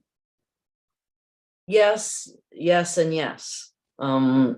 I could foresee the day, I might not live to see it, maybe Stephen will, but where there is a lovely marina with a waterfront restaurant with a balcony above the canal, and it's more developed than this very commercial industrial look that's in our town, and is a waste of the beautiful river we've got running through it. So I'm all yes on this. One of the big things there is you have Parks Canada to deal with as far as any development. Yeah. And if you go beyond where the hotel is there now and down the other side, they've got a strip of land in there that there's no waterfront to those properties at all. No, I agree, John, but I also, we also have business on other things with Parks Canada in terms of the town, but also they can't say that it can't be done. They're doing it all over Ottawa. They're allowing it. And so there is hope that they will come to the table if they really want to redevelop this UNESCO World Heritage Site. They're going to have to play ball with the towns where it runs through. Maybe not today, but we set the stage by having the zoning changed. Anyone else? Did you like that, Carl? Yes, I think the zoning bylaw is a living, breathing document. I think what we come up with today may not be how the dust settles when we eventually do end up developing these sites, but No, but it gives us some framework in which to negotiate with people like Parks Canada and groups like Parks Canada. yeah, and I know there's been discussions with Parks Canada as well. So hopefully, fingers crossed, they start to move forward. So no, I appreciate committee's feedback on the proposed downtown waterfront zone. We're also proposing to readjust some of our commercial zones, and that's a lot of that is just to make things a little bit more practical and efficient. So right now we have a number of different zoning categories. We have our large scale commercial development oriented to a regional market is currently accommodated in the C3 zone. Shopping center accommodates malls, but that's basically that in the C5 zone. However, recently we'd rezoned in response to an application from the owners of Settlers Ridge Mall. I think it was the County Fair Mall at the time. We'd adjusted the C5 zoning to allow essentially a variety of highway commercial type uses to basically give a little bit more development flexibility. And that's how we got the Tim Hortons at the corner there based on the revised zoning. So right now, but with that revised zoning, the C5 zone is really quite similar it's similar in a lot of ways to the C3 zone in that they accommodate large and small scale commercial development for a regional basis. So what we're proposing essentially is to harmonize those two zones into a single zoning category. So the approach recognizes that with recent amendments to the C5 zone, there's perhaps not much purpose in retaining two zoning categories that essentially regulate the same sort of development for large scale commercial activity. We are proposing to retain a separate zoning category for small scale shopping plazas. So what's now accommodated in the C4 zone the zone will be renumbered, but the zoning provisions will be the same, just to accommodate smaller scale neighborhood oriented commercial development. Another significant change to the broader shopping center zoning requirements, and this was requested by shopping center developers, was to look at reducing the parking requirements, as what we've been hearing from the commercial sector is that there is an awful lot of unused parking throughout the town, and reducing the parking requirements would give a little bit more opportunity to expand and a little bit more flexibility. So we do have staff are looking to meet in the next little while. We have been in touch with the owners of the Settlers Ridge Mall, the only C5 zone property, and we're going to be sort of reviewing the zoning with them. They've indicated that they're okay in general with the approach, but certainly we want to work with them and make sure that there's no surprises there. So. But in general, we're looking for the committee's concurrence with that proposed approach. Ultimately, we feel that it does simplify the overall zoning, especially for sort of regional oriented, highway oriented development. Thanks, Carl. Any comments? Makes sense. Yeah, it's common sense, really, I think. It cuts red tape.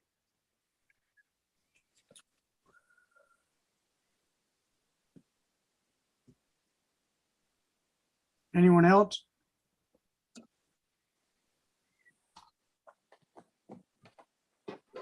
Okay, Carl. Great, thank you. So I'll be most of the next few are housing related. So that's certainly of interest to this council. And a lot of the next few also implement recommendations straight from the Housing Task Force report. So I'm happy to see these forward, and I know the Housing Committee is happy to see some of those items checked off the list, and a lot of those recommendations will be checked off the list through the zoning review. So one of those is pre-zoning for higher density development along collector roads. So as the committee is aware, our single family residential areas are basically encompassed in two zones. The R1 zone, which allows only single attached dwellings and takes in the area essentially south of the Rideau. So the sort of the post-war neighborhood south of the Rideau. The R4 zoning includes the more established areas, so along Lombard Street south of the Rideau, but also the pre-war neighborhoods north of the Rideau, sort of the uptown area. And the R4 zoning is a little bit more, it allows a bit of broader allowance for medium density and gentle density. So that includes sort of your semis, your townhouse, or not your townhouses, your semis, triplexes, duplexes, those sorts of things as of right. So, and so the approach that we're proposing here and is recommended by the Housing Committee is becoming best practice in other communities as well. And actually, we were a little bit surprised that the Housing Task Force report that the province did a few months ago didn't recommend, or actually I think it did recommend, but recent amendments to the Planning Act aren't doing away with single family zoning. That's so we're still maintaining single family zoning in a lot of these areas, but we're proposing to rezone lands right along our collector roads. So that includes Broadview, Jasper, Percy, and Pearl. So lands that are currently zoned R1, we're proposing to rezone the lands along the homes along the collector roads to what would become R2. It's currently R4, but due to restructuring the zones, the R4 provisions, the current R4 provisions would apply to these collector road lands. So those places along collector roads would then be allowed as a right to be converted into semis or duplexes or triplexes. And this also implements the official plans provision that supports medium density development along collector or arterial roads. So ultimately, what we're looking to do is open the door a little bit to gentle densification on roads that already are built usually to a higher standard, designed to accommodate more traffic and filter more traffic. And so that would have a minimal impact on established residential neighborhoods within existing serviced by local streets. So ultimately, allowing these forms of compatible gentle density are intended to, where appropriate, avoids planning applications to accommodate development that's already supported in policy and makes it easier to create housing. So as before, new multi-residential development of 3 units or more, so a triplex, it's still subject to site plan control, and all building permits are reviewed by the Public Works to confirm servicing details.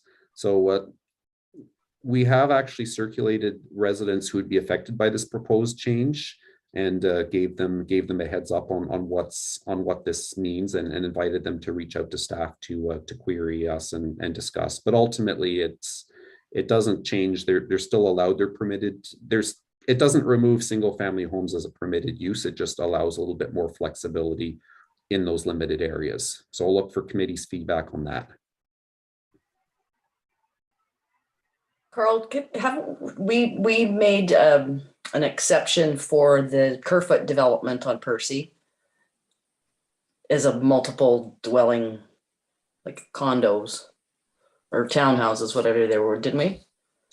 So the Kerfoot development is zoned through you, Mr. Chair. The Kerfoot development is it's currently zoned, has, I believe, an R5 zoning category that allows townhouses as of right. So this proposed provision would not allow townhouses as of right. It would only allow single, semis, duplexes, and triplexes. A townhouse is generally a slightly higher form of density form of housing, and in a lot of cases, the way the lots are oriented on our collector roads, where it's a narrow frontage and a little bit deeper, probably wouldn't be well suited for townhouses as of right. They'd have to reorient, and that would still need to go through a zoning change if that were proposed. But in this case, yes, that wouldn't have had an impact on the Kerfoot application. That he was fortunate that he had two very large, wide lots, actually, that he was able to fit in the townhouses with what he was working from. One effect this would have, and actually one of our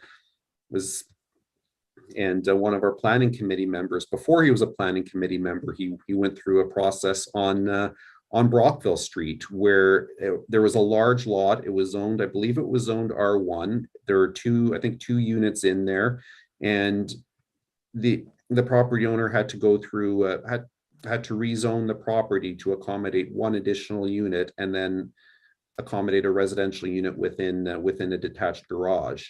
So something that would normally be accommodated within the existing R4 zone on an arterial road close to on a fairly large lot. So it's situations like that where planning policy supports that sort of gentle intensification and additional residential units on higher traffic areas, where development of that nature and that sort of intensification would be allowed as of right without the need for a planning application.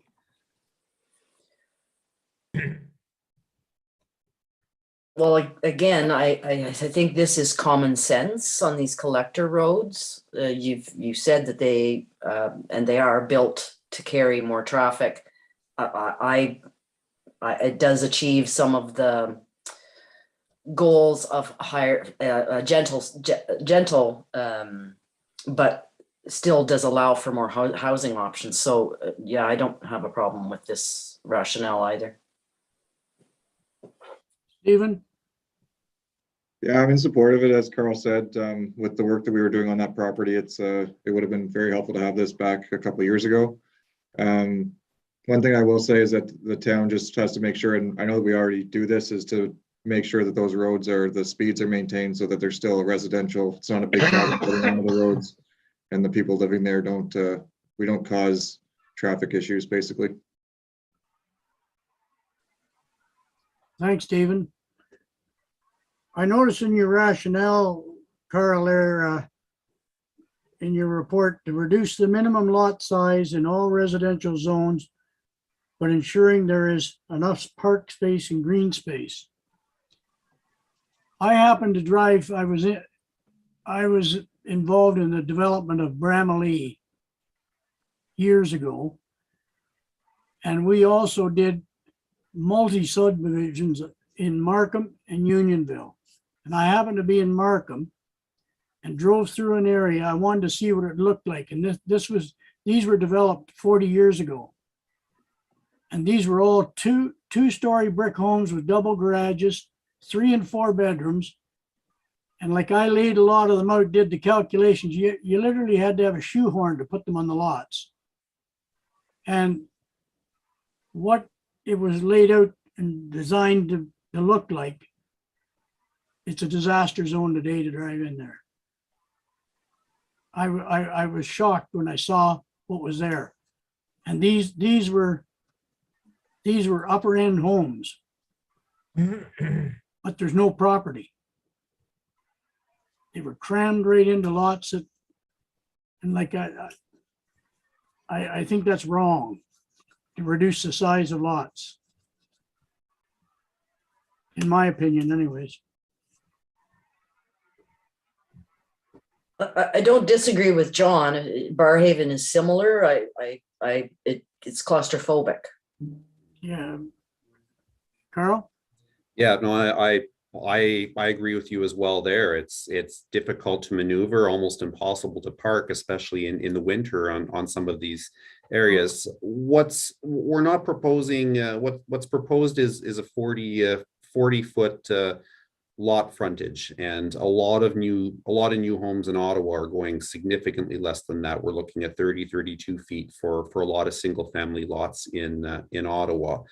So we're also not proposing to reduce the front and rear yard setback requirements. So yards, these folks still need to have, or there will still be a requirement for yards, still a minimum requirement for 1.2 meters, up from 1 meter for the side lot lines to accommodate building and fire separation requirements. That if you're closer than 1.2 meters from the side lot line, it gets a little bit trickier in terms of looking at some of the fire separation requirements. So there will be some space in between the homes, but broadly speaking, we're still, somebody still needs to fit a home on a lot and meet more or less the current zoning standards in terms of yards. And a lot of where this is proposed to apply is in our existing areas. We've had a few of those situations where we've had folks apply for severances. They have a large lot at a corner where the house is, for whatever reason, the house is scooched up on one side of the lot and a fairly big yard. And then we've had have a proposal to sever and then develop a home on that sort of on that large lot, and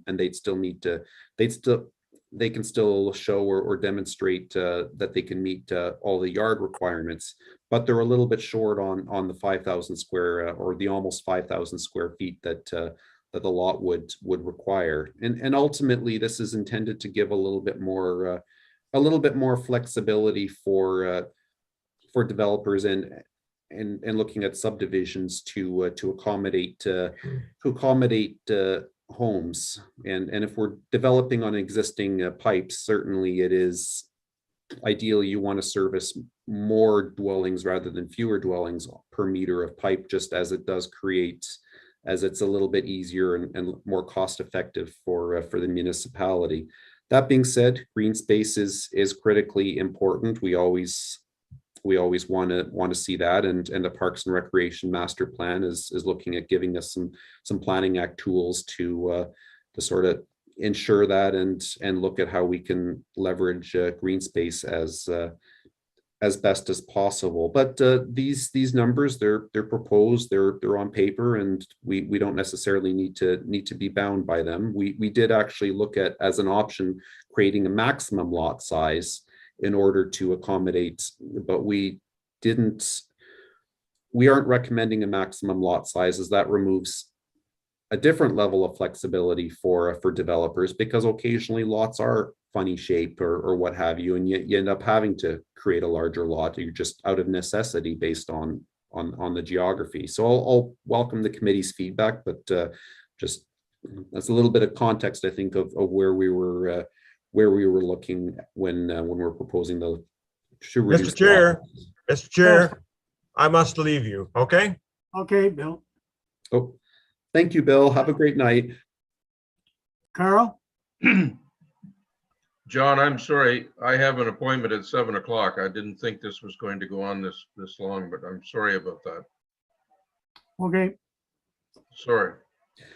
Thanks, Jack. I appreciate your feedback, and yes, this was a longer meeting, so have a great evening. Okay, I would have changed my plans if I had known. Okay, thank you. Yeah, thank you. That's all right. You look at your, you mentioned about going to 40-foot lots. I did the design for the town who owned the property on Ferrer Drive. And all from Harold Street over to where the new stuff that's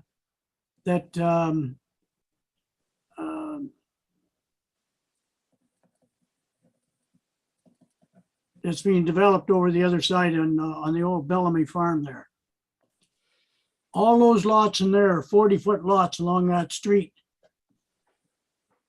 And to build something in there, he came to the town and had them all. He took 2 lots and put them together for 80 feet and put a duplex on it. And at the time, I questioned at the time, when those were developed, across the road, they had a proposed development in there for a super Loblaw store. And the whole loading area was off Ferrer Drive, right opposite those 40-foot lots, which was a total disaster. But those plans on the other side have all changed since. But the 40-foot lots, there's not one lot in there that's used as a 40-foot lot, except the one at the corner of Harold. And the only thing that they can put on there, I think the house, including the basement, is 900 square feet. So there's not a lot of room on a 40-foot lot. And in 40 years, I don't know what they'll look like. I think you got to look down the road too. Yeah, and I think that, and that's a fair point. I think ultimately, and developers are going to develop what they develop. We certainly aren't requiring 40 feet lots, and if that's what sells, ultimately the proposed zoning is intended to give an additional option for developers. But I think what would your recommendation be? Retain the 50 feet or a different? I wouldn't go below 50 feet. And another thing about your green space, Code Crescent that goes in off of Harold.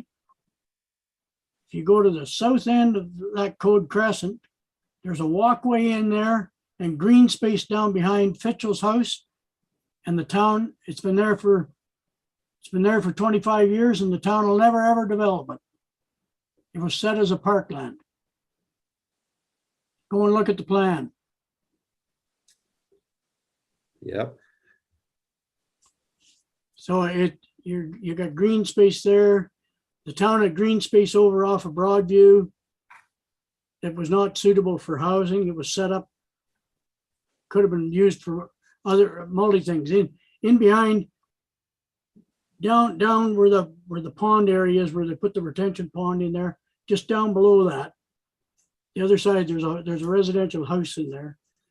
The other side of it was all delegated as green space when that subdivision was done. And those are areas that you can look at, but the town has never developed that piece that was done as part of the parkland on that Ferrer Drive subdivision.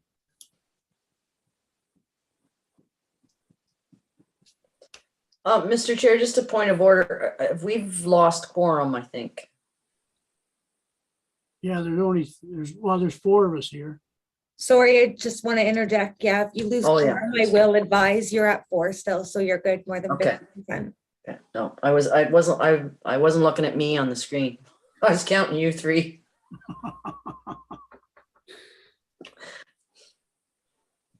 Okay, Carl. I'm hanging in there. Raptors game's coming on soon. All right, we'll wrap this up as we're almost done. So so just looking for direction for the committee as a whole on potentially reducing lot size and frontage requirements. It's not mandated to be reduced if it's not going to stop somebody from building 50 or 60 feet frontages if that's what they My own opinion is I wouldn't go below 50. But the other thing is, when you build blocks on a subdivision where you got 5 townhouse units, you're creating smaller frontages in those units right there. Yeah. Like some of them can be as low as 15 meters.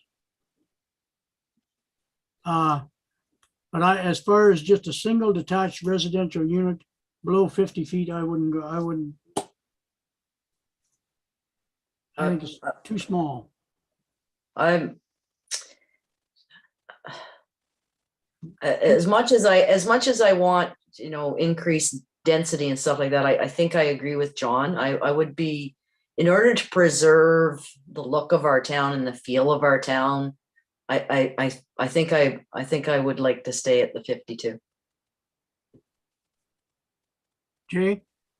Yeah, I agree. Totally. We're not Bearhaven, we're not Bramley, we're not Markham, we're Smith Falls. So I agree with you, John. It's a good point. Okay, lot size are another proposed recommendation here. I have my direction. Thank you for that. So we're also proposing to reduce the lot size. So if we were to retain 50 foot frontage, that's 15 meters. What are your thoughts on lot size? Currently, our R1 zone allows just under, for a single detached dwelling, our R1 zone allows 4,800 square feet.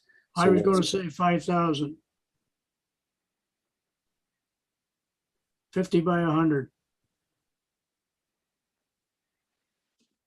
But 4,800 is just under 100 feet deep. Mm-hmm. So that's the present 4,800. I wouldn't go any lower than that. So the current R2 zone allows, or sorry, the current R4 zone presently has a minimum lot size requirement of 4,500 square feet and that frontage of 40 feet. So the density that was originally proposed is actually a little bit higher in the existing R4 in the R4 zone.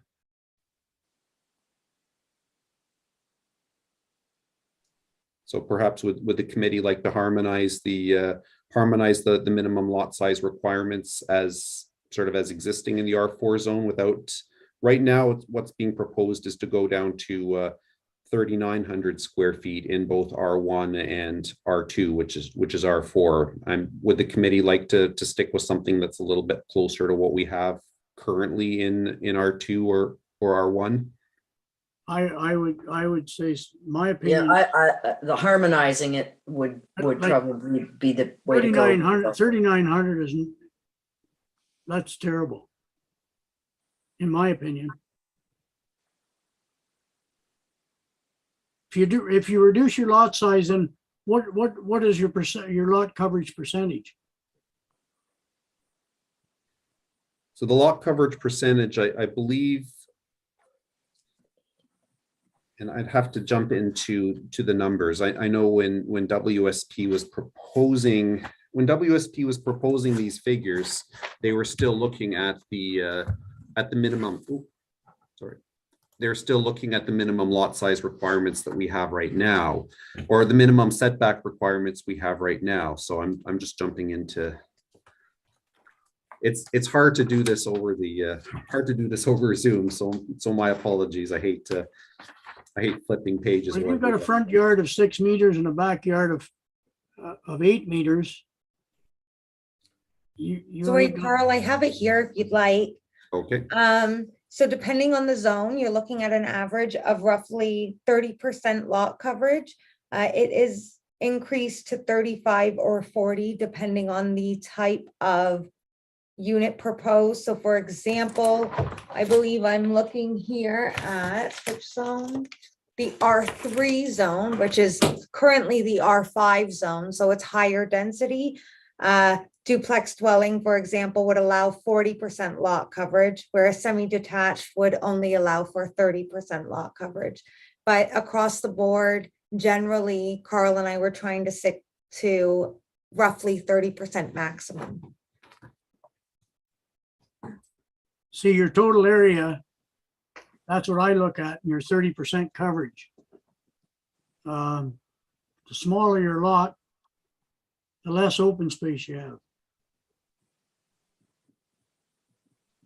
Yeah, so a lot that exists, so a lot that's, say, the proposed minimum of 3,900 square feet, in order to meet those requirements and still meet the front, rear, and side yard requirements that are prescribed in the zoning bylaw, it will be a small house.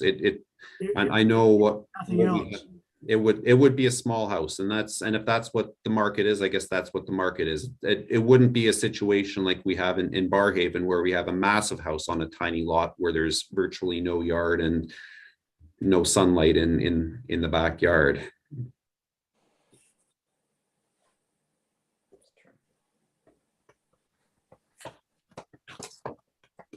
So I think I would do away with that R4 zone.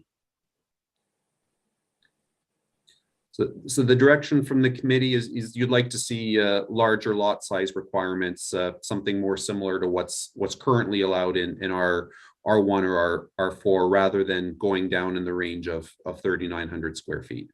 Yeah, I think that would be a disaster. Okay, so I think we have consensus on that point. So The housing authority, the housing committee might not be happy with us, but There everybody wasn't- doesn't get everything they want. there was some good discussion around the housing table, around the housing committee as well. I think there's desire on their end. They don't want to pack people in either. So I think these are fair points, and it's a good conversation to have. The last one is We're not Barhaven. the last point is potentially a spicy issue, one that we've probably dealt with more than anywhere else, and that is residential parking requirements. So as we know, for singles, semis, most kinds of residences, we require one parking space per unit. For apartment buildings or downtown residential apartments, we require 1.25.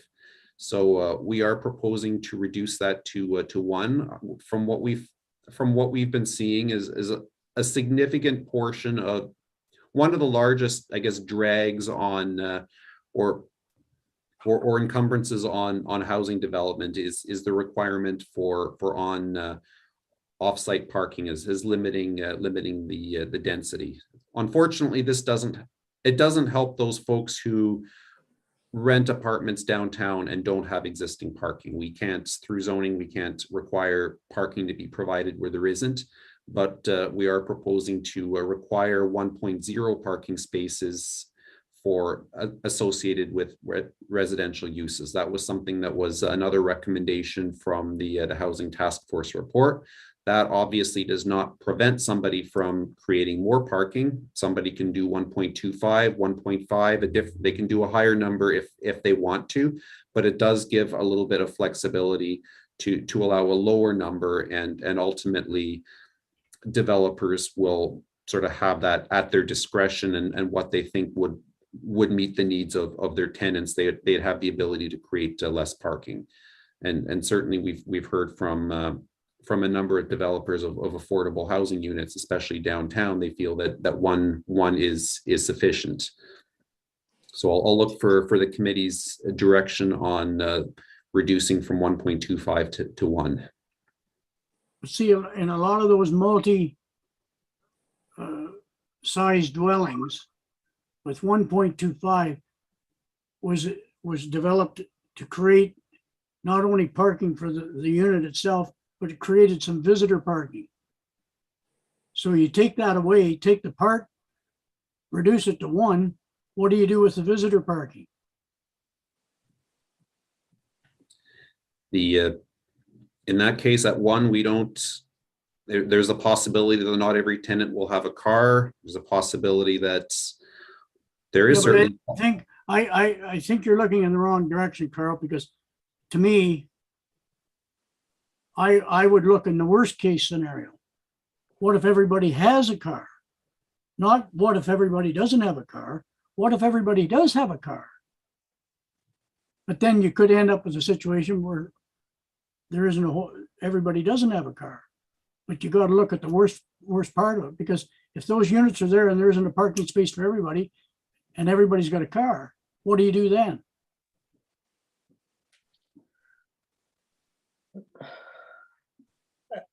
I would feel a little better about this if the town had plans for another lot somewhere downtown.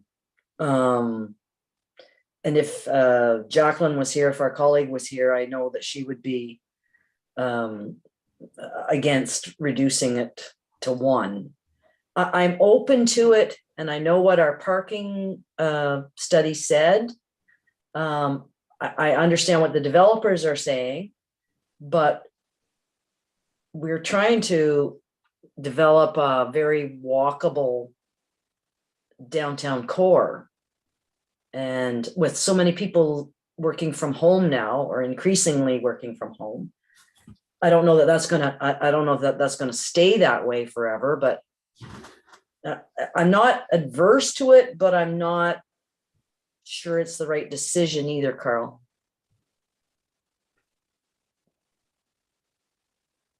I'm thinking about it. Like a lot of interesting planning questions, it's hard to say there's often more than one right answer, and that's the challenge of the job we do. Mary had a thought. I just had a thought because something that came up early in the draft zoning bylaw process that the developers had mentioned in a note but never included provisions for was the idea of including provisions for visitors parking so that there wasn't essentially the overabundance that we receive with that quarter parking space ratio, but maybe whenever 10 residential units are proposed that they supply 2 additional parking spaces for visitor parking or something along those lines so that it doesn't turn into an overabundance of parking, but it does accommodate a little bit of additional parking for those who have 2 vehicles or for visitors visiting a new development. So I think I like that scenario better, where we require them to provide visitor parking. Yeah. So it's just a thought I kind of wanted to throw out there. It would mean developing a new section, but I just thought that the ratio is something that often requires additional hard surfaces for new development, something that we'd prefer to see landscape space for oftentimes. And then it results in much unused parking. So we are trying to find that healthy balance, and maybe that's the way we do it. So a different ratio, so 1.0 for 1.0 for tenants plus a different number that sort of kicks in at a certain threshold for visitors. Yeah, and that's kind of what the consultants were alluding to in the first or second draft, Carl. We could go back and take a look at those comments together if you'd like. What do you think, Stephen? You're going to be the next generation driving around down there, so. Yeah, well, Mary just took the words out of my mouth. I was going to ask if there was a process for larger buildings having that kind of a requirement on them, but then if you have only a 2-unit or a 3-unit, then it's a little bit reduced. And that also would allow us to develop out or make it easier to develop out certain buildings in different areas, right? On different lot sizes rather than the larger ones that are building up quite large buildings. Would you guys happen to have or be able to share that parking study that was done? Absolutely. Certainly. Okay, thanks. Yeah. Like if you That look would at be good.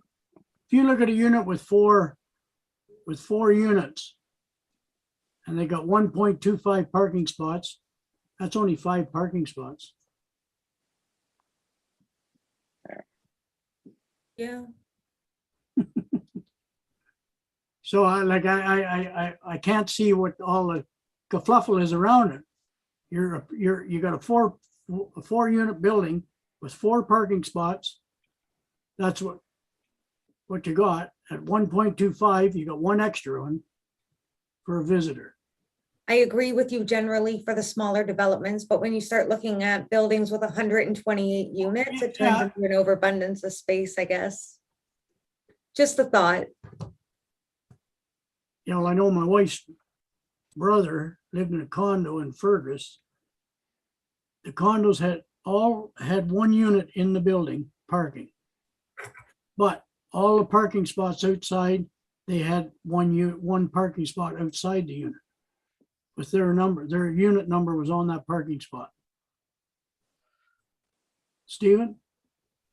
Thanks. Did you guys know on average or per, I'm assuming it's in the parking study, but on average, like for how many lots we have in town or in the downtown center, how many spots are actually on the street for, if we're looking at visitor parking as temporary or as a space that's only going to be used partially. And going back to Mary's point of saying that we want to have more green space. Did they do that inside that parking study? Yeah. Yes, the parking study did, it did a block by block analysis. It was in 2018, so it's a couple of years ago, but it did a block by block analysis of on-street parking, as well as a couple of municipal lots that determined how many of the spaces were used at different times of the day. One looked in a weekday and looked in a weekend. And broadly speaking, it found, it only looked at the downtown core. It didn't look sort of beyond in the rest of town, but broadly speaking, it found that there was nowhere really where parking was full, where there's always, like Beckwith Street, a couple of blocks of Beckwith Street, I think had higher, they were at closer to capacity, but they still weren't at capacity. And this was before, when we still had angled parking, so the numbers have changed a little bit. But especially as you got a block away from Beckwith, there was the study revealed that there was almost always surplus parking on any of our downtown side streets. Thanks, Jay, Bill. you had a comment, Jay? Yeah, no, I just, I think that I defer my opinion on this until, as Stephen said, I'd have to review the parking study again. And, you know, if you go from 1.25 to 1, I don't know what that means. So I'm not sure. I'm just not sure. I really don't have an opinion at this point. Thanks. Was there anything else, Carl? Well, I think that that brings me to the end of that. What I can do is suggest to our consultants that we look at sort of a visitor parking threshold that begins at a certain number, and we can take it from there. I think one of the rationales that we had in reducing the parking as well is create that additional level of flexibility. If the market requires, if a developer is expecting to be renting or selling units to people who have 2 cars, if that's the target audience, then chances are they'll build more parking, but at least allow that flexibility if they're looking to develop in an area where there wasn't. But I think ultimately on the flip side, we want to, if we're going to be allowing less parking, we do not want to be creating a burden on our streets, especially when we're looking into winter parking requirements, that sort of thing. And that's the very tricky balance that we always have to follow. And I think we'll take that back. We'll look at some options, and I think we can propose something different when at the public meeting in a month or so. Does that work? Yep. I'd also like to thank the committee for this was a great discussion. I think there were probably. What about the amenity space? Oh, my apologies. This was actually that wasn't done. I'll be quick on this. Thanks, Wendy. The children's play yard requirements. So that is I like it. I like that the bylaw requires developers to create something that goes sort of above and beyond just your bare minimum, your lawn, all of that. It requires something a little bit value added, especially now where there's a greater appreciation for the creation of outdoor play, outdoor amenity areas. I think I like that that's in there in the bylaw. What we've found, though, especially for smaller developments of 5 units or developments that are geared towards seniors or what have you, that the very specific nature of that requirement was not necessarily flexible and aligned with what the target market is of every single development. So we're proposing to retain the intent of that, require the creation of something that's something enhanced, something improved. And it could be a children's play yard, but it doesn't have to be a children's play yard. So I think there's a little bit of wordsmithing. I think that we're going to work there on that definition. I might want to just take patios out of that definition, just so that it's clear that they need to do more than a patio to count as an approved amenity area. But broadly speaking, I think that provides, again, a little bit more flexibility for a developer to respond to the needs of the client or but also creates that community space and that value added feature that I think is very important for multi-residential development. So I'll look for the committee's comment on that. Thanks, Carl. Yes, and I like the rooftop garden things, so that all that stuff. Yeah, I think it definitely. I like the rationale and I like the change that you're proposing, Carl. Sometimes it will be children's play area, but you have a whole bunch of boomers that are aging out, so they need some green space and places to sit and talk with one another. I don't do that personally, but I'm saying I could someday. Jay? Yeah, I agree. And this has come up many times now.